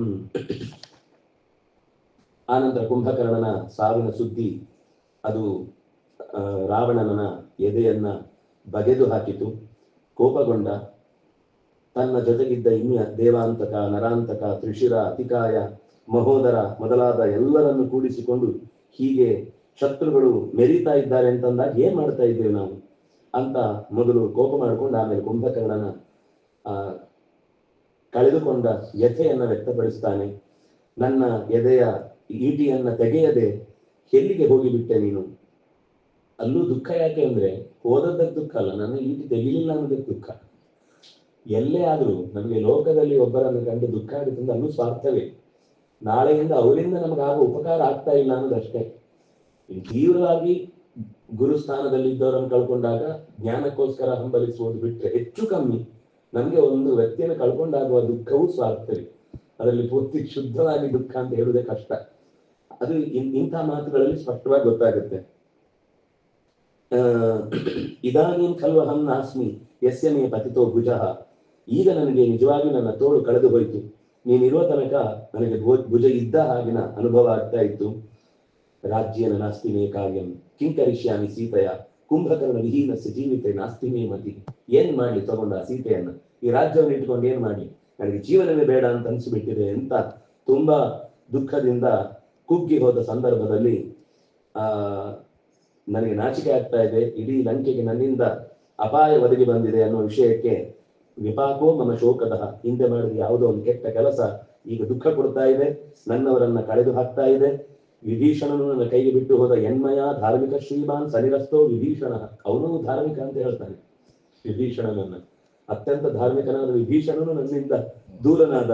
ಹೀಗಾಗಿ ಏನು ಮಾಡುದು ಅಂತ ಗೊತ್ತಾಗ್ತಾ ಇಲ್ಲ ಅಂದಾಗ ಆ ಎಲ್ಲ ನರಾಂತಕ, ದೇವಾಂತಕ, ಮಹೋದರ, ತ್ರಿಶಿರಸ್ಸು ಅಂದ್ರೆ ಆ ತ್ರಿಶಿರಸ್ಸು ಒಬ್ಬ ಬೇರೆ, ಇವನೊಬ್ಬ ಬೇರೆ, ಅತಿಕಾಯ, ಇವಿಷ್ಟು ಜನರು ಕೂಡ ಅಪ್ಪನಿಗೆ ಧೈರ್ಯವನ್ನು ಹೇಳಿ ಯುದ್ಧಕ್ಕೆ ಹೊರಡುತ್ತಾರೆ. ಈ ಎಲ್ಲರೂ ಕೂಡ ಒಬ್ಬೊಬ್ಬರಿಂದ ಸತ್ತ ಅದು ಯುದ್ಧದ ತೀವ್ರ ಪ್ರಸಂಗವನ್ನು ಹೇಳ್ತಾರೆ. ಅಂಗದನಿಂದ ನರಾಂತಕ ಸಾಯ್ತಾನೆ. ತ್ರಿಶಿರಸ್ಸು ಮತ್ತು ದೇವಾಂತಕ ಇವರಿಬ್ರು ಶಂಬರನ ಜೊತೆಗೆ ಯುದ್ಧಕ್ಕೆ ಬರ್ತಾರೆ. ಇನ್ನು ಯುದ್ಧೋನ್ಮತ್ತಂಚ ಮತ್ತಂಚ ಭ್ರಾತರೌ ಚಾಪಿ ರಾವಣ. ಅದರ ಜೊತೆಗೆ ಇವರು ಈ 4 ಜನ ಯಾರು ಅಂದ್ರೆ ಮಕ್ಕಳೇ ರಾವಣನಿಗೆ. ದೇವಾಂತಕ, ನರಾಂತಕ, ತ್ರಿಶಿರಸ್ಸು ಮತ್ತೆ ಅತಿಕಾಯ, ಇವ್ರು 4 ಜನ ಮಕ್ಕಳು. ಇನ್ನಿಬ್ರು ಮಹೋದರ ಮತ್ತೆ ಇನ್ನೊಬ್ಬನ ಹೆಸರು ಏನೋ ಇತ್ತು, ಮಹಾಪಾರ್ಶ್ವ. ಇವರಿಬ್ರು ಅವನ ಮಂತ್ರಿ ವಲಯದಲ್ಲಿ ಇದ್ದವರು. ಹೀಗೆ ಇವರಿಷ್ಟೂ ಜನರು ಕೂಡ ವೇಗವಾಗಿ ಶತ್ರುಗಳ ಮೇಲೆ ಅಪ್ಪನನ್ನ ಸಂತೋಷಪಡಿಸಬೇಕು ಅನ್ನುವ ದೃಷ್ಟಿಯಿಂದ ಯುದ್ಧಕ್ಕಾಗಿ ಬಂದಿದ್ದಾರೆ. ಎಲ್ಲರೂ ಒಬ್ಬೊಬ್ಬರ ಜೊತೆಗೆ ಹೋರಾಡಿ ಕಪಿಗಳ ಮೇಲೆಯೂ ತೀವ್ರವಾಗಿ ಯುದ್ಧವನ್ನ ಸಾರಿ ಹಾನಿ ಮಾಡಿದ್ರು. ಮತ್ತು ಎಲ್ಲ ಕಪಿಗಳಲ್ಲಿ ಒಬ್ಬೊಬ್ಬರೇ ಹನುಮಂತ ದೇವಾಂತಕನನ್ನು ಮತ್ತು ತ್ರಿಶಿರಸ್ಸನ್ನು ಕೊಲ್ತಾನೆ, ನೀಲ ಮಹೋದರನನ್ನು ಕೊಲ್ತಾನೆ, ಋಷಭ ಮಹಾಪಾರ್ಶ್ವನನ್ನು ಕೊಲ್ತಾನೆ. ಹೀಗೆ ಒಬ್ಬೊಬ್ಬರ ಶಕ್ತಿ ಪ್ರಯೋಗದಿಂದ ಒಬ್ಬೊಬ್ಬ ರಾಕ್ಷಸರು ಸಂಹಾರಗೊಳ್ತಾರೆ ಅಂತ ಆ 6 ಜನರು ಕೂಡ ಮತ್ತೆ ನಾಶ ಹೊಂದಿದ ಬಳಿಕ ಅದರಲ್ಲಿ ಕೊನೆಯದ್ದು ಅತಿಕಾಯ ಮತ್ತು ಲಕ್ಷ್ಮಣನ ಜೊತೆಗೆ ಒಂಥರ ಅವನ ಹೆಸರೇ ಹೇಳುವ ಹಾಗೆ ಅವನು ಕೂಡ ಹಾಗೇನೆ ದೊಡ್ಡ ಶರೀರ, ಕುಂಭಕರ್ಣನಂತೆ. ಅತಿಕಾಯ ಅಂದ್ರೆ ಸಾಮಾನ್ಯ ಕಾಯದವನಲ್ಲ. ಅವನನ್ನು ಲಕ್ಷ್ಮಣ ಎದುರಿಸ್ತಾನೆ. ಅವನು ಕೂಡ ಅತ್ಯಂತ ತೀವ್ರವಾಗಿ ಯುದ್ಧವನ್ನ ಮಾಡಿ ಲಕ್ಷ್ಮಣನ ಕೈಯಲ್ಲಿ ಪ್ರಾಣವನ್ನು ಬಿಡುತ್ತಾನೆ. ಅತಿಕಾಯೇನ ಸೌಮಿತ್ರಿ ತಾಡಿತೋ ಯುಧಿ ವಕ್ಷಸಿ ಸುಸ್ರಾವ ರುಧಿರಂ ತೀವ್ರಂ ಮದಂ ಮತ್ತ ಇವದ್ವಿಪಃ. ಲಕ್ಷ್ಮಣನನ್ನೇ ಎದುರಿಸಿ ತನ್ನ ಬಾಣದಿಂದ ಲಕ್ಷ್ಮಣನ ಎದೆಗೆ ಘಾಸಿಗೊಳಿಸಿ ನೆತ್ತರು ಕಾರುವಂತೆ ಮಾಡುತ್ತಾನೆ. ಇದರಿಂದ ಮತ್ತೆ ಕೋಪಗೊಂಡಂತಹ ಲಕ್ಷ್ಮಣ ಪ್ರತಿಯಾಗಿ ಅವನ ಮೇಲೆ ಒಂದು ಮುಹೂರ್ತ ಕಾಲ ಮೈಮರೆತು ಬಿದ್ದವ ಮತ್ತೆ ಎದ್ದು ಅವನನ್ನ ಪಡೆದು ಕೊಲ್ತಾನೆ. ಹೀಗೆ ಅತಿಕಾಯನು ಸತ್ತಾಗ ತುಂಬಾ ವ್ಯಥೆಯಾಗುತ್ತೆ ರಾವಣನಿಗೆ. ಹಾಗಾಗಿ ಉಳಿದೆಲ್ಲ ರಾಕ್ಷಸರಿಗೆ ಹೆಬ್ಬಾಗಿಲಿನಿಂದ ನಿಂತು ಒಳಗೆ ಯಾವ ಕಪಿಗಳನ್ನು ಬಿಡದಂತೆ ನೋಡ್ಕೊಳ್ಳಿ ಅಂತ ಎಚ್ಚರಿಸಿ, ಇನ್ನು ಉಳಿದ ವೀರರನ್ನೆಲ್ಲ ನೀವು ರಾಮಲಕ್ಷ್ಮಣನ ಯುದ್ಧ ಕಡೆಗೆ ಹೋಗಿ ಹೇಗಾದ್ರೂ ಮಾಡಿ ಅವನನ್ನ ಹಿಡೀರಿ, ಯಾವ ಕಾರಣಕ್ಕೂ ಅವರನ್ನ ಬಿಡಬೇಡಿ ಅಂತ ಹೇಳಿ ಮತ್ತೆ ಒಂದಿಷ್ಟು ರಾಕ್ಷಸರನ್ನು ಕಳುಹಿಸ್ತಾನೆ. ಆದ್ರೆ ರಕ್ಷಣೆಯ ದೃಷ್ಟಿಯಿಂದ ನಿಲ್ಲಿಸಿದವರು ಕೂಡ ಕಪಿಗಳ ಕೈಗೆ ಸಿಕ್ಕು ನುಚ್ಚುನೂರಾಗ್ತಾರೆ. ಅಷ್ಟೊತ್ತಿಗೆ ಇಂದ್ರಜಿತು ಅಪ್ಪನನ್ನ ಬಂದು ಹೇಳ್ತಾನೆ, ಯೋಚನೆ ಮಾಡಿ, ಹಿಂದೆ ಒಂದ್ಸರ್ತಿ ಬಂದು ಲಕ್ಷ್ಮಣನನ್ನ ಬೀಳಿಸಿ ಗರುಡ ಬಂದು ತನ್ನ ಕೇವಲ ಪ್ರವೇಶದಿಂದಲೇ ನಾಗಪಾಶದಿಂದ ವಿಮುಕ್ತಿಗೊಳಿಸಿದ್ದ. ಮತ್ತೆ ಇಂದ್ರಜಿತ್ ಈಗ ತಾನು ಯಜ್ಞದಲ್ಲಿ ಒಂದು ಕುಂಡದಲ್ಲಿ ಪ್ರಯೋಗ ಮಾಡಿ ಬ್ರಹ್ಮಾಸ್ತ್ರವನ್ನ ಅಭಿಮಂತ್ರಿಸಿ ಅದರಿಂದ ಬೇಕಾದಂತ ಅಲ್ಲಿಂದಲೇ ತನಗೆ ಬೇಕಾದ ರಥ, ತನಗೆ ಬೇಕಾದ ಬಾಣ, ಕುದುರೆ ಎಲ್ಲವನ್ನು ಅಗ್ನಿಯಿಂದ ಸ್ವೀಕಾರ ಮಾಡ್ತಾನೆ ಅಂತ. ಹೀಗೆ ಅಪ್ಪನ ಹತ್ರ ಹೇಳ್ತಾನೆ, ಇದು ವಿಷ್ಣೋ ಇವೋಗ್ರಂ ಬಲಿಯಜ್ಞ ವಾಟೆ. ಹೇಗೆ ಇತ್ತು ಅಂದ್ರೆ ಆ ಯಜ್ಞ ಬಲಿ ಮಾಡುವಂತಹ ತೀವ್ರವಾದ ಯಜ್ಞದಂತೆ ಇತ್ತು. ಎಲ್ಲ ದೇವತೆಗಳು ಕೂಡ ಅವನಿಂದ ಬಂದು ನೇರವಾಗಿ ಆಹುತಿಗಳನ್ನು ಸ್ವೀಕರಿಸಿ ಹೋಗಿದ್ದಾರೆ. ಆದ್ರೆ ಅಲ್ಲಿ ಒಂದು ಸಂಗತಿ ಏನು ಅಂದ್ರೆ ಜುಹುವೇ ಪಾವಕಂ ಯತ್ರ ರಾಕ್ಷಸೇಂದ್ರ ಪ್ರತಾಪವಾನ್. ಶಸ್ತ್ರಗಳನ್ನ, ಶರಪತ್ರಗಳನ್ನೆಲ್ಲ ಸಮಿತಿಗಳನ್ನು ಕೂಡ ಹಾಕಿದ್ದಾನೆ. ಆಯಸಾನಿ ಲೋಹಿತಾನಿ ಚ ವಾಸಾಂಸಿ ಸ್ರುವಂ ಕಾರ್ಷ್ಣಾಯಸಂ ಯಥಾ. ಅಲ್ಲಿ ಸುರುಸುವ ಎಲ್ಲ ಅಂದ್ರೆ ಕೊಬ್ಬಿನ ತಾಗಬಾರದು ಅಂತಿರುದು. ಅದು ದುಷ್ಟ ಹೋಮ ಅಂತಂದಾಗ ಅದನ್ನೇ ಜಾಸ್ತಿ ಬಳಸುದು. ಹಾಗಾಗಿ ನಾವು ಮಾಡುವಾಗ ಯಾಕೆ ಈ ಕಾಯಿನ್ಗಳನ್ನ ನಾವು ಹಾಕಬಾರದು ಅಂದ್ರೆ ಇದು ಒಂದು ಕಾರಣ. ಅದು ಕೃತ್ಯ ಪ್ರಯೋಗವಾಗುವ ಸಾಧ್ಯತೆ ಹೆಚ್ಚು. ಸರಿಯಾದ ಶ್ರದ್ಧೆ ಇಲ್ಲದೆ ಹೋದಾಗ ಅದು ಅಪಸವ್ಯ ಆಗುವುದು ಸಾಧ್ಯತೆ ಇದೆ.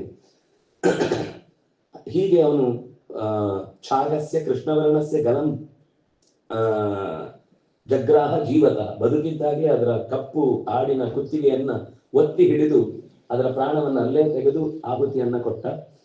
ಹೀಗೆ ಹವಿಸ್ಸನ್ನ ಕೊಟ್ಟ ನಂತರ ಎಲ್ಲ ದೇವತೆಗಳು ಹೆದರಿಬಿಟ್ರು ಅವನ ಈ ತೀವ್ರವಾದ ಯಜ್ಞಕ್ಕೆ. ಯುದ್ಧಕ್ಕೆ ಬಂದು ಜಾಂಬವಂತನನ್ನ, ನೀಲನನ್ನ, ಸುಗ್ರೀವನನ್ನ, ಅಂಗದನನ್ನ, ದ್ವಿವಿಧ, ಮೈಂದ ಎಲ್ಲರನ್ನೂ ಕೂಡ ತೀವ್ರವಾದ ಬಾಣಗಳಿಂದ ಅಡಗಿ ಕೂತು ಯುದ್ಧ ಮಾಡಿ, ಯಾರಿಗೂ ಎಲ್ಲಿಂದ ಯುದ್ಧ ಮಾಡ್ತಾ ಇದ್ದಾನೆ, ಹೇಗೆ ಯುದ್ಧ ಮಾಡ್ತಾ ಇದ್ದಾನೆ ಅಂತ ಇಂದ್ರಜಿತ್ನ ಮೂಲವೇ ಗೊತ್ತಾಗ್ತಾ ಇಲ್ಲ. ಪ್ರತಿಯೊಬ್ರು ತಾಡಿತಾಹ ಶಕ್ರಚಿತ್ ಬಾಣೈಹಿ ಪ್ರಫುಲ್ಲ ಇವ ಕಿಂಶುಕಾಹ, ಅರಳಿದ ಹೂಗಳಂತೆ ಮೈಗೆ ಬಾಣ ನೆಟ್ಟುಕೊಂಡು ನೆತ್ತರು ಕಾರಿಕೊಂಡು ಓಡ್ತಾ ಇದ್ದಾರೆ ಎಲ್ಲರೂ ಕೂಡ.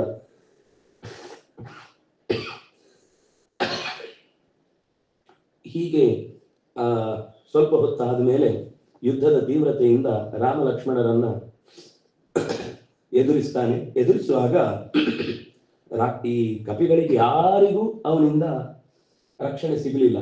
ಆಗ ರಾಮ ಮತ್ತು ಲಕ್ಷ್ಮಣ ಮಾತಾಡುವ ಮಾತು ರಾಮಾಯಣದಲ್ಲೇ ಸ್ಪಷ್ಟವಾಗಿ ಇರುವುದು. ಲಕ್ಷ್ಮಣನ ಹತ್ರ ಹೇಳ್ತಾನೆ ರಾಮಚಂದ್ರ, ಆ ಯುದ್ಧದ ತೀವ್ರತೆಯನ್ನ ಕಂಡು ಈ ರಾಕ್ಷಸೇಂದ್ರ ಹೀಗೆ ಬಿಡುವುದಿಲ್ಲ, ಬ್ರಹ್ಮಾಸ್ತ್ರವನ್ನು ಉಪಯೋಗಿಸ್ತಾ ಇದ್ದಾನೆ ಅಂತಂದ್ರೆ, ಸ್ವಯಂಭುವ ದತ್ತವರೋ ಮಹಾತ್ಮ ಸಮಾಹಿತೋ ಅಂತರ್ಹಿತ ಭೀಮಕಾಯ ಬಾಣಾವಪಾತಂ ತ್ವಮಿಹಾದ್ಯ ಧೀಮನ್ ಮಯಾ ಸಹ ವ್ಯಗ್ರಮನ ಸಹಸ್ವ. ಅವನು ಬೀಸುವ ಬಾಣಗಳಿಗೆ ಮೈಯನ್ನೊಡ್ಡು, ಅವನು ಬ್ರಹ್ಮನಿಂದ ವರವನ್ನ ಪಡೆದು ತನ್ನ ಶಕ್ತಿಯಿಂದ ನಮ್ಮನ್ನೆಲ್ಲರನ್ನು ನಿಗ್ರಹಿಸಲಿಕ್ಕೆ ಇಷ್ಟಪಡ್ತಾನೆ. ರೋಷ ಮತ್ತು ಹರ್ಷವನ್ನ ಬಿಟ್ಟು, ಹತಹರ್ಷ ರೋಷವು ನಿವೃತ್ತ ಯುದ್ಧವು ಭೂತ್ವ, ನಾವು ಯುದ್ಧದಿಂದ ಹಿಂದೆ ಸಾರಿ ಅವನ ಪೆಟ್ಟನ್ನ ತಿಂದು ಸಂಜ್ಞೆಯನ್ನು ಕಳೆದುಕೊಂಡವರಂತೆ ಮಲಗೋಣ. ಇದರಿಂದ ಅವನಿಗೆ ನಾವು ಗೆದ್ದೆವು ಅಂತನ್ನುವ ಸುದ್ದಿಯನ್ನು ತಗೊಂಡು ಈಗ ಸ್ವಲ್ಪ ಹೊತ್ತು ನಿಲ್ಲಿಸ್ತಾನೆ ಯುದ್ಧವನ್ನ.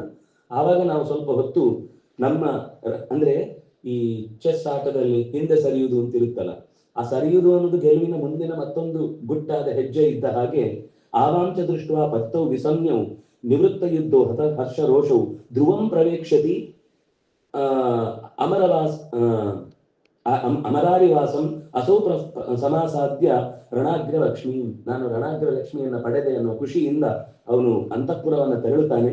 ಆವಾಗ ನಾವು ಮತ್ತೆ ಮುಂದೆ ಏನ್ ಮಾಡಬಹುದು ಅಂತ ಅನ್ನೋದನ್ನು ಯೋಚನೆ ಮಾಡಬಹುದು ಅಂತ ಹೇಳಿ ಇಬ್ರು ವಿಸಂಜ್ಞರಾಗಿ ಬಿದ್ರು. ಸಂಸ್ತೂಯಮಾನ ಯಾತುಧಾನೈ, ತನ್ನ ರಾಕ್ಷಸರ ಪಡೆಗಳಿಂದ ಚೆನ್ನಾಗಿ ಸಂತೋಷಗೊಳ್ಳುವ ಹಾಗೆ ಮಾಡಿದ ಅವರು ಹೊಗಳಿದ್ರು. ತಂದೆಯೂ ಕೂಡ ಹರ್ಷಿತ ಅಭ್ಯುವಾಚ, ಬಹಳ ಸಂತೋಷಪಟ್ಟ. ಅಂದ್ರೆ ಈ ಮಾತು ಮಧ್ಯದಲ್ಲಿ ಬಂದು ಹೋದದ್ದು ರಾಮಾಯಣದಲ್ಲೇ ಇರುವುದು. ಅವರೇ ಬೇಕು ಅಂತ ಯೋಚನೆ ಮಾಡಿ ಆ ಬಾಣಕ್ಕೆ ತಮ್ಮನ್ನು ಒಡ್ಡಿಕೊಂಡ್ರು ಹೊರತು ಬಾಣ ಅವರನ್ನು ಏನು ಮಾಡಲಿಲ್ಲ ಅಂತ. ನಾವೇ ಈಗ ಬಿದ್ದು ಸ್ವಲ್ಪ ಹೊತ್ತು ಈ ರಕ್ಷಣೆಯನ್ನು ಮಾಡ್ಕೊಳ್ಬೇಕು. ಯಾಕಂದ್ರೆ ಈಗ ರಕ್ಷಣೆ ಹೀಗೆ ಮಾಡ್ಕೊಳ್ಬೇಕು. ಅಂದ್ರೆ ಯುದ್ಧದಲ್ಲಿ ಎಲ್ಲ ತಂತ್ರಗಳು ಕೂಡ ಕೆಲವೊಂದು ಸರ್ತಿ ಅದು ಮರ್ಯಾದೆ ಹೋಗುವ ಪ್ರಶ್ನೆ ಅಲ್ಲ, ಅನಿವಾರ್ಯವಾಗಿ ದೊಡ್ಡದನ್ನು ಉಳಿಸ್ಕೊಳ್ಬೇಕು ಅಂದ್ರೆ ಸಣ್ಣದಾಗಿ ಇಂತಹ ಒಂದು ಹಿಮ್ಮೆಟ್ಟುವ ಕೆಲಸವನ್ನು ಮಾಡಿಕೊಳ್ಬೇಕು ಅಂತ. ಆಗ ವಿಭೀಷಣ ಅವನೊಬ್ಬನಿಗೆ ಮಾತ್ರ ಏನಾಗಿಲ್ಲ, ಉಳಿದವರು ಎಲ್ಲರೂ ಪೆಟ್ಟು ತಿಂದು ಬಿದ್ದಿದ್ದಾರೆ. ಹುಡುಕೊಂಡು ಎಲ್ಲ ಕಡೆಗೆ ಬರುವಾಗ ಹನುಮಂತ ಸಿಕ್ಕಿದ. ಓಹ್, ನೀನಿದ್ಯಾ ಮಾರ್ಯ ಅಂತ ಅವನನ್ನು ಕರ್ಕೊಂಡು ಯಾರ್ಯಾರು ಇದ್ದಾರೆ ಅಂತ ಹುಡ್ಕೊಂಡು ಹೋಗ್ತಾರೆ ಇಡೀ ಆ ಸೇನೆಯ ಮಧ್ಯದಲ್ಲಿ. ಯಾರ್ಯಾರು ಎದ್ದಿದ್ದಾರೆ ಅಂತ ಮೊದಲು ಅವರನ್ನು ಎಬ್ಬಿಸೋಣ. ಯೋಯೋ ಧಾರಯತೆ ಪ್ರಾಣಾನ್ ತಂ ಆಶ್ವಾಸಯಾಮಹೆ ತಾವುಭೌ ಯುಗಪದ್ವೀರೌ ಹನುಮಾದ್ ರಾಕ್ಷಸೋತ್ತಮವು ಉಲ್ಕಾಹಸ್ತೌ ತದಾ ರಾತ್ರೌ ರಣಶೀರ್ಷೆ ವಿಚೇರತು. ಕೈಯಲ್ಲಿ ದೊಂದಿಯನ್ನು ಹಿಡಿದುಕೊಂಡು ಕೈಕಾಲು ಮುರಿದು ಬಿದ್ದಂತಹ ಕಪಿಕ್ ಸೈನ್ಯದ ಮಧ್ಯದಲ್ಲಿ ಬದುಕಿಳಿದವರಿಗಾಗಿ ಹುಡುಕಾಟ ನಡೆಸ್ತಾ ಎಲ್ಲ ಕಡೆ ತಿರುಗಾಡಿದ್ರು. ಅದರ ವರ್ಣನೆ ಬರೀ ಕೆಸರಿನ ಹಾಗೆ ಕೈಕಾಲುಗಳೆಲ್ಲ ತುಂಡಾಗಿ ಮೈ ಕೈ ತುಂಡುಗಳೆಲ್ಲ ಅಲ್ಲೇ ಚೆಲ್ಲಾಪಿಲ್ಲಿಯಾಗಿ ಬಿದ್ದಿದ್ವಂತೆ. ಇದನ್ನು ನೋಡಿ ಬಹಳ ಯೋಚನೆ ಬಂತು, ಇಷ್ಟು ಭೀಕರವಾಗಿತ್ತ, ಇಷ್ಟು ದುಸ್ಥಿತಿಯನ್ನ ಒಡ್ಡುವ ಹಾಗಾಯ್ತಲ್ವಾ ಅಂತ ಯೋಚನೆ ಮಾಡ್ತಾ ಮುಂದಕ್ಕೆ ಹೋಗುವಾಗ, ಅಂದ್ರೆ ಒಬ್ಬೊಬ್ರು ಒಂದ್ ದಿಕ್ಕಿಗೆ ಹೋಗಿದ್ದಾರೆ. ಒಬ್ಬ ಒಂದ್ ಕಡೆ ಜಾಂಬವಂತ, ಇನ್ನೊಂದ್ ಕಡೆಯಿಂದ ಯಾರು ವಿಭೀಷಣ ಒಂದು ಕಡೆ, ಹನುಮಂತ ಒಂದು ಕಡೆ ಹೋಗಿದ್ದಾರೆ. ಅಷ್ಟೊತ್ತಿಗೆ ವಿದ್ಧಗಾತ್ರ ಶತೈರ್ಬಾಣೈ ನತ್ವಾಂ ಪಶ್ಯಾಮಿ ಚಕ್ಷುಷ, ಅಲ್ಲಿ ವಿಭೀಷಣನನ್ನ ಜಾಂಬವಂತ ಅರೆಗಣ್ಣಿನಿಂದ ನೋಡಿ, ಓ ನೀನ್ ಯಾರು ಅಂತ ಗೊತ್ತಾಯ್ತು. ನೈಋತೇಂದ್ರ ರಾಕ್ಷಸರ ಒಡೆಯ ಮಹಾವೀರ್ಯ ಸ್ವರೇಣ ತ್ವಾಮ ಅಭಿಲಕ್ಷಯಿ, ನನಗೆ ನಿನ್ನ ಸ್ವರದಿಂದ ನೀನು ಅಂತ ಗೊತ್ತಾಯ್ತು ಅಂತ ಅವನು ಕೂಗ್ತಾ ಬಂದ ಯಾರಿದ್ದಾರೆ ಅಂತ. ನನಗೊಂದು ವಿಷಯ ಹೇಳ್ತೀಯಾ, ಹನುಮಾನ್ ವಾನರ ಶ್ರೇಷ್ಠ ಪ್ರಾಣಾನ್ ಧಾರಯತೆ ಕ್ವಚಿತ್. ಹನುಮಂತ ಬದುಕಿದ್ದಾನ, ಅವನೊಬ್ಬ ಬದುಕಿದ್ರೆ ಆರ್ಯಪುತ್ರ ಅತಿಕ್ರಮ್ಯ. ಆದ್ರೆ ಇವನ್ ಕೇಳ್ತಾನೆ, ಅಯ್ಯೋ ಪುಣ್ಯವಂತ, ನೀನ್ ಏನ್ ಕೇಳ್ಬೇಕು, ಆರ್ಯಪುತ್ರವು ರಾಮಲಕ್ಷ್ಮಣರು ಬದುಕಿದ್ದಾರ, ಸುಗ್ರೀವ ಬದುಕಿದ್ದಾನ ಅಂತ ಕೇಳುವುದು ಬಿಟ್ಟು ಕಸ್ಮಾತ್ ಪೃಚ್ಛಸಿ ಮಾರುತಿ, ಯಾಕೆ ನೀನ್ ಮಾರುತಿ ಬಗ್ಗೆನೇ ಅವರ ಹೆಸರು ಹೇಳಿಲ್ಲ, ಫಸ್ಟ್ ಒಂದೇ ವಾಕ್ಯ ಕೇಳಿದ್ದು ಹನುಮಂತ ಬದುಕಿದ್ದಾನ ಅಂತ, ಯಾಕೆ ಹೀಗೆ ಕೇಳ್ತಿದ್ದಿ ಅಂತ ಕೇಳಿದಾಗ, ಅಸ್ಮಿನ್ ಜೀವತಿ ವೀರೇತು ಹತಮಪ್ಯ ಹತಂ ಬಲಂ. ಇವನೊಬ್ಬ ಬದುಕಿದ್ದ ಅಂದ್ರೆ, ಉಸಿರೊಂದು ಬದುಕಿದೆ ಅಂದ್ರೆ ಉಳಿದವರು ಎಲ್ಲರೂ ಉಸಿರಾಡ್ತಾ ಇದ್ದಾರೆ ಅಂತ. ಹತಮಪಿ ಅಹತಂ ಬಲಂ, ಸತ್ತಿದ್ರು ಕೂಡ ಅಹತಂ, ಅದು ಸತ್ತಿಲ್ಲ ಅಂತ ಅರ್ಥ, ಮತ್ತೆ ವಾಪಸ್ ಎಲ್ಲವೂ ಬದುಕಲಿಕ್ಕೆ ಸಾಧ್ಯ ಇದೆ. ಹನುಮತ್ ಯುಜ್ಜಿತ ಪ್ರಾಣ ಜೀವಂತೋಪಿ ಮೃತಾವಯಂ. ಹನುಮಂತ ಅಕಸ್ಮಾತ್ ಉಜ್ಜಿತ ಪ್ರಾಣ ವಯಂ ಜೀವಿತಮಪಿ ಅತಂ, ನಾವು ಬದುಕಿದ್ರು ಕೂಡ ಸತ್ತಂತೆ ಲೆಕ್ಕ. ಮೃತಾವಯಂ ಧರತೆ ಮಾರುತಿಸ್ತಾತ ಮಾರುತ ಪ್ರತಿಮೋ ಯದಿ ವೈಶ್ವಾನರ ಸಮೋ ವೀರ್ಯೆ ಜೀವಿತಾಶ ತಥೋ ಭವೇತ್. ಅವನೊಬ್ಬ ಬದುಕಿದ್ದ ಅಂದ್ರೆ ನಮ್ಮೆಲ್ಲರಿಗೂ ಕೂಡ ಮತ್ತು ಜೀವಿತಾಶ ತಥೋ ಭವೇತ್, ಮರಳಿ ನಾವೆಲ್ಲರೂ ಬದುಕುವ ಸಾಧ್ಯತೆಯನ್ನ ನಾವು ಕಾಣಬಹುದು. ಇಲ್ಲ ಅಂದ್ರೆ ಸಾಧ್ಯವೇ ಇಲ್ಲ ಅಂತ ಇಷ್ಟು ಹೇಳುವಾಗ ಆ ಧ್ವನಿಯನ್ನು ಕೇಳಿ ಹನುಮಂತ ಓಡಿ ಬಂದು ಅವನ ಗೃಹ್ಯ ಜಾಂಬವತ ಪಾದವು ಹನುಮಾನ್ ಮಾರುತಾತ್ಮಜ ಶುತ್ವಾ ಹನುಮತೋ ವಾಕ್ಯಂ, ಇಲ್ಲಿದ್ದೇನೆ ಅಭಿವಾದಯೇ, ಅವನು ಅಭಿವಾದನೆ ಮಾಡ್ತಾನೆ.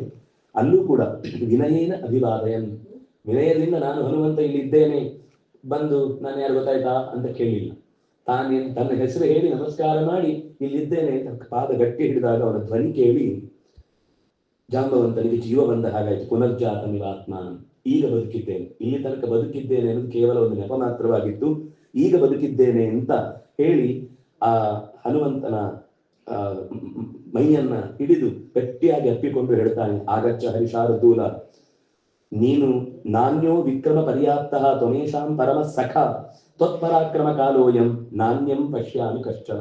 ನೀನೊಬ್ಬನೇ ಈಗ ಒಂದು ಕೆಲಸ ಮಾಡಬಹುದಾದದ್ದು, ಬೇರೆ ಯಾರಿಗೂ ಮಾಡ್ಲಿಕ್ಕೆ ಸಾಧ್ಯ ಇಲ್ಲ.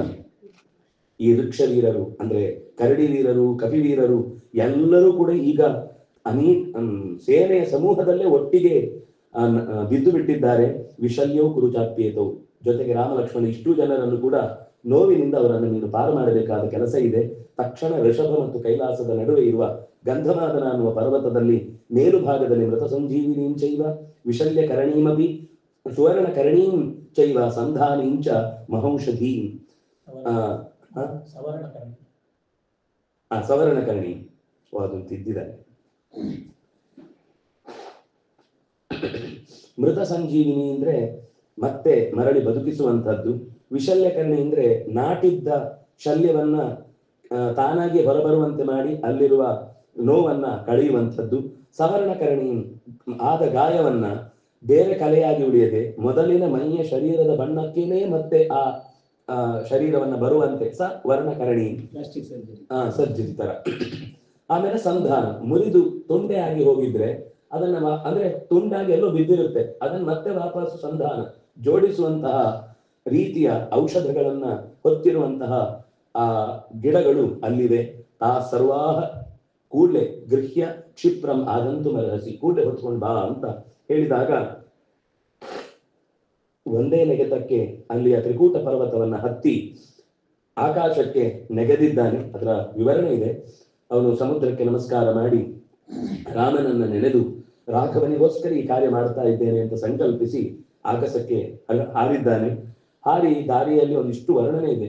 ಬಹುಶಃ ಇಷ್ಟೇ ವರ್ಣನೆ ಮೇಘ ಸಂದೇಶಕ್ಕೆ ಒಂದು ಅತ್ಯಂತ ಸುಂದರವಾದ ಪ್ರೇರಣೆ ಅಂತ ಅನ್ಸುತ್ತೆ. ಮಧ್ಯದಲ್ಲಿ ಏನೇನು ನೋಡಿದ ಅಂತ ದಾರಿಯಲ್ಲಿ ಹೋಗುವಾಗ ರಜತಾಲಯಂ, ಅದು ಉಡುಪಿಯ ಗೊತ್ತಿಲ್ಲ ನನಗೆ, ಅನೇಕ ಪ್ರದೇಶಗಳನ್ನು ಹೇಳ್ತಾ ಹೋಗ್ತಾರೆ.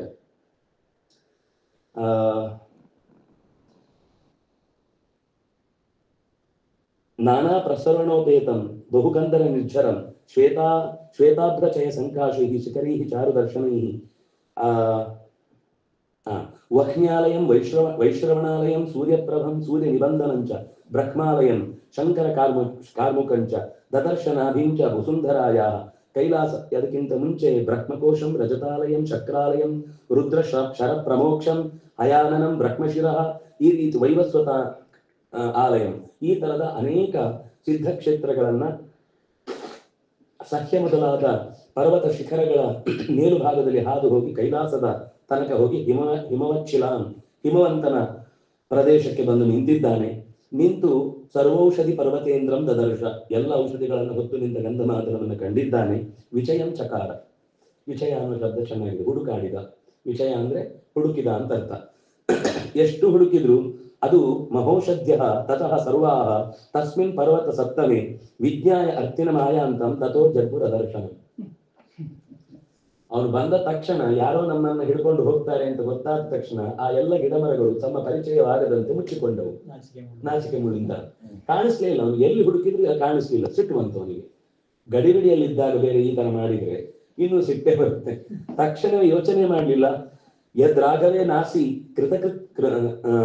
ಕೃತಾನುಕಂಪ, ನಿನಗೆ ರಾಘವನ ಕೆಲಸಕ್ಕಾಗಿ ಕೊಂಡೊಯ್ತಾ ಇದ್ದೇನೆ ಅಂತ ಒಂಚೂರು ಕರುಣೆಯೂ ಹುಟ್ಟತಾ ಇಲ್ಲದ, ಅಡಗಿ ಕೂತಿದ್ಯಾ, ಮಾಡ್ತೇನೆ ನಿಮಗೆ ಬಗೆ ಅಂತ. ಪಶ್ಯತು ಅದ್ಯ, ನೋಡು ಈಗ ನನ್ನ ಮಹಾ ಬಾಹುಬಲ ಪರಾಕ್ರಮವನ್ನ ಅಂತ ಹೇಳಿ ಬುಡಕ್ಕೆ ಕೈ ಹಾಕಿ ತಸ್ಯ ಶೃಂಗಂ ಸನಗಂ ಸನಾಗಂ, ಆನೆಗಳಿಂದ ಕೂಡಿದ ಉಳಿದ ಎಲ್ಲ ಜೀವರಾಶಿಗಳಿಂದ ಕೂಡಿದ ಕಾಂಚನಯುಕ್ತದ ಕಾಂಚನ ಬಣ್ಣದ ಆ ಧಾತು ಸಹಸ್ರ ಜುಷ್ಟಂ, ಅನೇಕ ಲೋಹ ಧಾತುಗಳಿಂದ ಕೂಡಿದ್ದಂತಹ ಇಡೀ ಪರ್ವತವನ್ನ ಪ್ರಗೃಹ್ಯ ವೇಗಾತ್ ಉನ್ಮಮಾಥ, ಆಕಾಶಕ್ಕೆ ನೆಗೆದ. ಲೋಕದ ಮೇಲು ಲೋಕದ ಬಾಲ್ಕನಿಯ ಬಂಧುಗಳೆಲ್ಲ ಬಹಳ ಚಂದದಿಂದ ಈ ದೃಶ್ಯವನ್ನು ನೋಡಿ ಆಶ್ಚರ್ಯದಿಂದ ಕೈ ಮುಗಿದು ಕೆಲವರು ಪುಷ್ಪಹಾರ ಹಾಕಿ ಸಂತೋಷದಿಂದ ನೋಡ್ತಾ ಇದ್ದಾರೆ. ಇದನ್ನ ನಾರಾಯಣ ತ್ರಿವಿಕ್ರಮ ಪಂಡಿತರು ಅತ್ಯಂತ ಸುಂದರವಾಗಿ ಪಂಚಾಶತ್ ಸಹಸ್ರೈಹಿ ವ್ಯವಹಿತಂ ಅಮಿತಂ ಯೋಜನೈಹಿ ಪರ್ವತಂ ತ್ವಂ ಯಾವತ್ ಸಂಜೀವನಾದ್ಯೌಷಧ ನಿಧಿಮಧಿಕ ಪ್ರಾಣ ಲಂಕಾಂ ಅನೈಷಿ ಅದ್ರಾಕ್ಷಿ ಉತ್ಪತಂತಂ ತತೌತ ಗಿರಿಮುತ್ಪಾಟಯಂತಂ ಗೃಹೀತ್ವಾ ಯಾಂತಂಖೇ ರಾಘವಾಂಗ್ರೋ ಪ್ರಣತಂ. ಲಂಕೆಯಿಂದ ಹೊರಟದ್ದು, ಬೆಟ್ಟವನ್ನ ಕಿತ್ತದ್ದು, ಮರಳಿ ಲಂಕೆಗೆ ಹಾರಿದ್ದು, ರಾಮನ ಎದುರುಗಡೆ ಬಂದು ಆ ಬೆಟ್ಟವನ್ನು ಎರಿಸಿ ನಮಸ್ಕರಿಸಿದ್ದು ತತ್ಕ್ಷಣ ಏಕಕ್ಷಣದಲ್ಲಿ, ಒಂದೇ ಕ್ಷಣದಲ್ಲಿ ಇಷ್ಟೂ ಕೆಲಸಗಳನ್ನು ಮಾಡಿದ್ದನ್ನ ಲೋಕದ ಜನ ಅದ್ರಾಕ್ಷಿ ಅಯಂ ಲೋಕಃ, ಅದು ಎಲ್ಲರಿಗೂ ಗೊತ್ತಾಗಿಲ್ಲ, ತಿಳಿದವರಿಗೆ ಮಾತ್ರ ಇಷ್ಟು ವೇಗವಾಗಿ ಇಷ್ಟು ಕೆಲಸ ಮಾಡಿದ ಅಂತ ಗೊತ್ತಾಯಿತು ಅಂತ ಸಂಗ್ರಹ ಮಾಡಿ ಹೇಳ್ತಾರೆ. ಹೀಗೆ ರಾಮನ ಬಳಿಗೆ ಬಂದು ನಮಸ್ಕರಿಸಿ ಅಂದ್ರೆ ಆ ಬೆಟ್ಟವನ್ನು ಹೊತ್ತುಕೊಂಡು ಬಂದವನು ತಂದಿಟ್ಟಿದ್ದಾನೆ ಸುಷೇಣ. ಅದು ಬರುವಾಗಲೇ ಎಷ್ಟೋ ಜನ ಎದ್ದು ಬಿಟ್ರಂತೆ ಅಲ್ಲಲ್ಲಿ. ಯಾಕಂದ್ರೆ ಅದ್ರ 4 ತರದಿತ್ತಾದ್ರಿಂದ ಕೆಲವರದ್ದು ಸಂಧಾನ ಆಯ್ತು, ಕೆಲವರದ್ದು ಹೊಲಿಗೆ ಆಯ್ತು, ಕೆಲವರದ್ದು ಗಾಯ ಮಾಯ್ದು ಹೋಯ್ತು. ಅಲ್ಲ ಇಷ್ಟು ಹೇಳಿ ಗಂಧೇನ ತಾಸಾಂ ಪ್ರವರೌಷಧೀನಾಂ ಸುಪ್ತ ನಿಶಾಂತೇಶು ಇವ ಸಂಪ್ರಬುದ್ಧ. ರಾತ್ರಿ ಮನೆಗೆ ಬೆಳಗ್ಗೆ ಎದ್ದವರಂತೆ ಎಲ್ಲರೂ ಎದ್ದು ಕೂತಿದ್ದಾರೆ. ಇನ್ನೊಂದು ಪ್ರಶ್ನೆ, ಅಲ್ಲ ಎದ್ರು ರಾಕ್ಷಸರು ಯಾಕೆ ಕೇಳಲಿಲ್ಲ? ಅದಕ್ಕೆ ತದಾ ಪ್ರವೃತ್ತಿ ಮಾನಾರ್ಥಂ, ಯಾವ ದಿನದಿಂದ ಯುದ್ಧ ಶುರುವಾಯಿತೋ ಅವತ್ತಿನಿಂದ ತನ್ನ ಮಾನ ಕಾಪಾಡಿಕೊಳ್ಳುವುದಕ್ಕೋಸ್ಕರ ರಾವಣನೇ ಆದೇಶ ಮಾಡಿ ಏ ಹನ್ಯಂತೆ ರಣೇ ತತ್ರ ರಾಕ್ಷಸಾಹ ಕಪಿಕುಂಜರೈ ಹತಾಸ್ತು ಕ್ಷಿಪ್ಯಂತೆ ಸರ್ವ ಏವತು ಸಾಗರಂ. ಅವತ್ತವತ್ತೇ ಪೂರ್ತಿ ಡಿಸ್ಪೋಸ್, ಯಾವುದನ್ನು ಉಳಿಸಬಾರದು, ಎಲ್ಲ ತೆಗೆದು ಸಮುದ್ರಕ್ಕೆ ಹಾಕಿ ಅಂತ ಹೇಳಿದ್ದಂತ. ಅಂದ್ರೆ ನಮ್ಮ ಜನ ಸತ್ತದ ನೋಡಿದಾಗ ಅವರಿಗೆ ಹುಮ್ಮಸ್ ಬರುತ್ತೆ, ಮತ್ತೆ ಅವರಿಗೆ ಒಂದು ಧೈರ್ಯ ಬರುತ್ತೆ. ಇಷ್ಟು ಜನ ರಾಕ್ಷಸರು ಸತ್ತಿದ್ದಾರೆ, ಅವರಿಗೆ ನೋಡಿದಾಗೆಲ್ಲ ತಮ್ಮವರೇ ಸತ್ತದ್ ಕಾಣ್ಬೇಕು, ನಮ್ಮವರು ಸತ್ತದ್ ಯಾರು ಕಾಣಬಾರದು ಅಂತ ಆದೇಶ ಮಾಡಿದ್ದರ ಪರಿಣಾಮ ಅಲ್ಲಿ ರಾಕ್ಷಸರು ಇರ್ಲಿಲ್ಲ. ಅದ ಮೇಲೆ ಕಪಿಗಳು ಮಾತ್ರ ನಿದ್ದೆಯಿಂದ ಎದ್ದವರಂತೆ ಎದ್ದು ಕೂತರು. ಹೀಗೆ ರಾಮನು ಲಕ್ಷ್ಮಣನು ಇಬ್ಬರೂ ಕೂಡ ಎದ್ದು ಕೂತಾಗ ಲಂಕೆಯಲ್ಲಿ ಮತ್ತೆ ಈ ಸುದ್ದಿ ಹೋಯ್ತು. ತಕ್ಷಣವೇ ಸುಗ್ರೀವ ಆದೇಶ ಮಾಡಿ ತನ್ನ ಕಪಿವೀರರಿಗೆಲ್ಲ ಉಲ್ಕಾ ಸಹಿತವಾಗಿ ಹೊರಡಿ ಸಿಕ್ಕಿದ್ದನ್ನೆಲ್ಲ ಸುಡಿ ಅಂತ ಆದೇಶ ಮಾಡಿದ. ಲಂಕಾಂ ಅಭಿಹತಾಂ ತ್ವಾಶು, ನೀವು ತಕ್ಷಣವೇ ಹೋಗಿ ಲಂಕೆಯನ್ನೆಲ್ಲ ಸುಟ್ಟು ಬನ್ನಿ ಅಂತ ಆದೇಶ ಮಾಡಿದ್ದಾನೆ. ಎಲ್ಲ ಲಂಕೆ ಮನೆಗಳಿಗೆ ಬೆಂಕಿ ಕೊಟ್ಟಿದ್ದಾರೆ. ಕ್ಷೌಮಂ ಚ ದಕ್ಷ್ಯತೆ ತತ್ರ ಕೌಶೇಯಂ ಚಾಪಿ ಶೋಭನಂ ಮೌಕ್ತಿಕಾಹ ಮನೆಯ ಸ್ನಿಗ್ಧಾಹ ವಜ್ರಂ ಚಾಪಿ ಪ್ರಬಾಳಕಂ. ಅದು ಇದು ಅಂತಿಲ್ಲ, ಮನೆಯಲ್ಲಿ ಬೆಲೆ ಬಾಳದ ಆವಿಕಂ ವಿವಿಧಂ ಚ ಊರ್ಣಂ ಕಾಂಚನಂ ಭಾಂಡಮಾಯುಧಂ ನಾನಾ ವಿಕೃತ ಸಂಸ್ಥಾನಂ ವಾಜಿ ವಾಜಿಬಾಂಡ ಪರಿಚ್ಛದಂ ಗಜಗ್ರೈವೇಯ ಕಕ್ಷ್ಯಾಶ್ಚ ರಥಭಂಡಾಶ್ಚ ಸಂಸ್ಕೃತಾನ್ ಸರ್ವಾನ್ನಪಿ ಎಲ್ಲಾ ವಸ್ತುಗಳನ್ನು ಕೂಡ ಬೆಂಕಿಗೆ ಸುಟ್ಟು ಹಾಕಿದ್ದಾರೆ. ಸೌದೆ ಎಲ್ಲ ಸೀದು ಬಗ್ಗಡಾಗಿಬಿಟ್ಟಿದೆ. ನೋಡ್ಲಿಕ್ಕೆ ಮೊದಲು ಎಲ್ಲ ಬಂಗಾರದಿದ್ದದ್ದು ಒಂದೇ ಬಣ್ಣದಿತ್ತು, ಒಂದೇ ಬಣ್ಣ ತಿರುಗಿಬಿಟ್ಟಿದೆ. ಎಲ್ಲ ಬಣ್ಣ ಮಸಿ ನುಂಗಿತು ಅಂತಿದ್ದ ಹಾಗೆ. ಒಂದೇ ಅದು ಹೇಗಿತ್ತು ಅಂದ್ರೆ, ಬೇಸಿಗೆ ಕಾಲದಲ್ಲಿ ಒಂದೇ ಸರ್ತಿ ಮಳೆ ಬಂದ್ರೆ ಹೇಗೆ ಎಲ್ಲವೂ ಒಂಥರ ಉರಿ ಜಾಸ್ತಿ ಆಗುತ್ತೋ ಹಾಗೆ ಇಲ್ಲಿ ಇನ್ನೂ ಹೆಚ್ಚು ಅವರಲ್ಲಿ ದುಃಖ ಉಂಟಾಯಿತು. ಅವರ ಒಳಗೆಯೂ ಕೂಡ ಬೇಸಿಗೆಯ ಬೇಗೆ ಹೆಚ್ಚಿತು. ಹರಿರಾಕ್ಷಸರ ನಡುವೆ ತೀವ್ರವಾದ ಯುದ್ಧವಾಯಿತು. ಅದು ಹೇಗಿತ್ತು ಅಂತ ಒಂದು ಉದಾಹರಣೆ, ಚಂದ್ರಾಭಾಹ ಭೂಷಣಾಭಾಚ. ಇವರು ಪಂಜಿ ಹಿಡ್ಕೊಂಡಿದ್ದಾರೆ, ಅವರು ಆಭರಣ ತೊಟ್ಟಿದ್ದಾರೆ. ಆ ಪಂಜಿನ ಬೆಳಕು ಆಭರಣದ ಮೇಲೆ ಬಿದ್ದು ಪ್ರತಿಯಾಗಿ ಅವರು ಬರ್ತಾ ಇರೋದು ಕಾಣಿಸ್ತಿದೆ, ಇವರು ದೊಂದಿ ಮಾತ್ರ ಕಾಣಿಸ್ತಿದೆ. ಅದು ಹೇಗಿತ್ತು ಅಂದ್ರೆ, ಚಂದ್ರನ ಬೆಳಕು ಮತ್ತು ಆಭರಣದ ಬೆಳಕು ಒಟ್ಟಾಗಿ ಎರಡು ಗ್ರಹಾಣಾಂ ಜ್ವಲತಾಂಚ ಪರಸ್ಪರ ನಕ್ಷತ್ರ ಮತ್ತು ಚಂದ್ರರ ನಡುವೆ ಇರುವ ಭೇಟಿಯ ಹಾಗೆ ಇತ್ತು. ಇವುಗಳದ್ದು ಚಂದ್ರನ ಬೆಳಕು, ಅವುಗಳದ್ದು ನಕ್ಷತ್ರಗಳದ್ದು ಸಣ್ಣ ಸಣ್ಣ ಮಿಣುಕು ಬೆಳಕು. ಹಾಗೆ ಆ ಇಡೀ ಸೇನೆ ನಷ್ಟವಾಗಿ ಹೋಯಿತು, ರಾಕ್ಷಸರ ಸೇನೆ ಅಂತ. ಆನಂತರ ಅಂಗದ ಕಂಪನ ಮತ್ತು ಪ್ರಜಂಘ ಅನ್ನುವ ಇಬ್ಬರು ರಾಕ್ಷಸರನ್ನ ಸಂಹಾರ ಮಾಡಿದ. ದ್ವಿವಿಧ ಶೋಣಿತಾಕ್ಷನನ್ನ ಕೊಂದ, ಮೈಂದ ಯೂಪಾಕ್ಷನನ್ನ ಕೊಂದ, ಸುಗ್ರೀವ ಕುಂಭನನ್ನ ಕೊಂದ. ಆಮೇಲೆ ಇನ್ನೊಬ್ಬ ಬಂದ ಕುಂಭ ಮತ್ತು ನಿಕುಂಭ ಅನ್ನೋ ಇಬ್ಬರು ಮತ್ತೆ ರಾವಣನಿಂದ ಆದಿಷ್ಟರಾಗಿ ಬಂದ್ರು. ಹನುಮಂತ ಆ ನಿಕುಂಭನನ್ನ ಕೊಂದ. ಮತ್ತೆ ರಾವಣನ ಆದೇಶದಂತೆ ಮಕರಾಕ್ಷ ಅನ್ನುವಂಥವನು ಯುದ್ಧಕ್ಕೆ ಬಂದ್ರೆ ಅವನನ್ನು ಕೂಡ ಹನುಮಂತ ಸಂಹಾರ ಮಾಡಿದ್ದಾನೆ. ಆ ಮಕರಾಕ್ಷನನ್ನ ರಾಮಚಂದ್ರ ಕೊಂದಿದ್ದಾನೆ.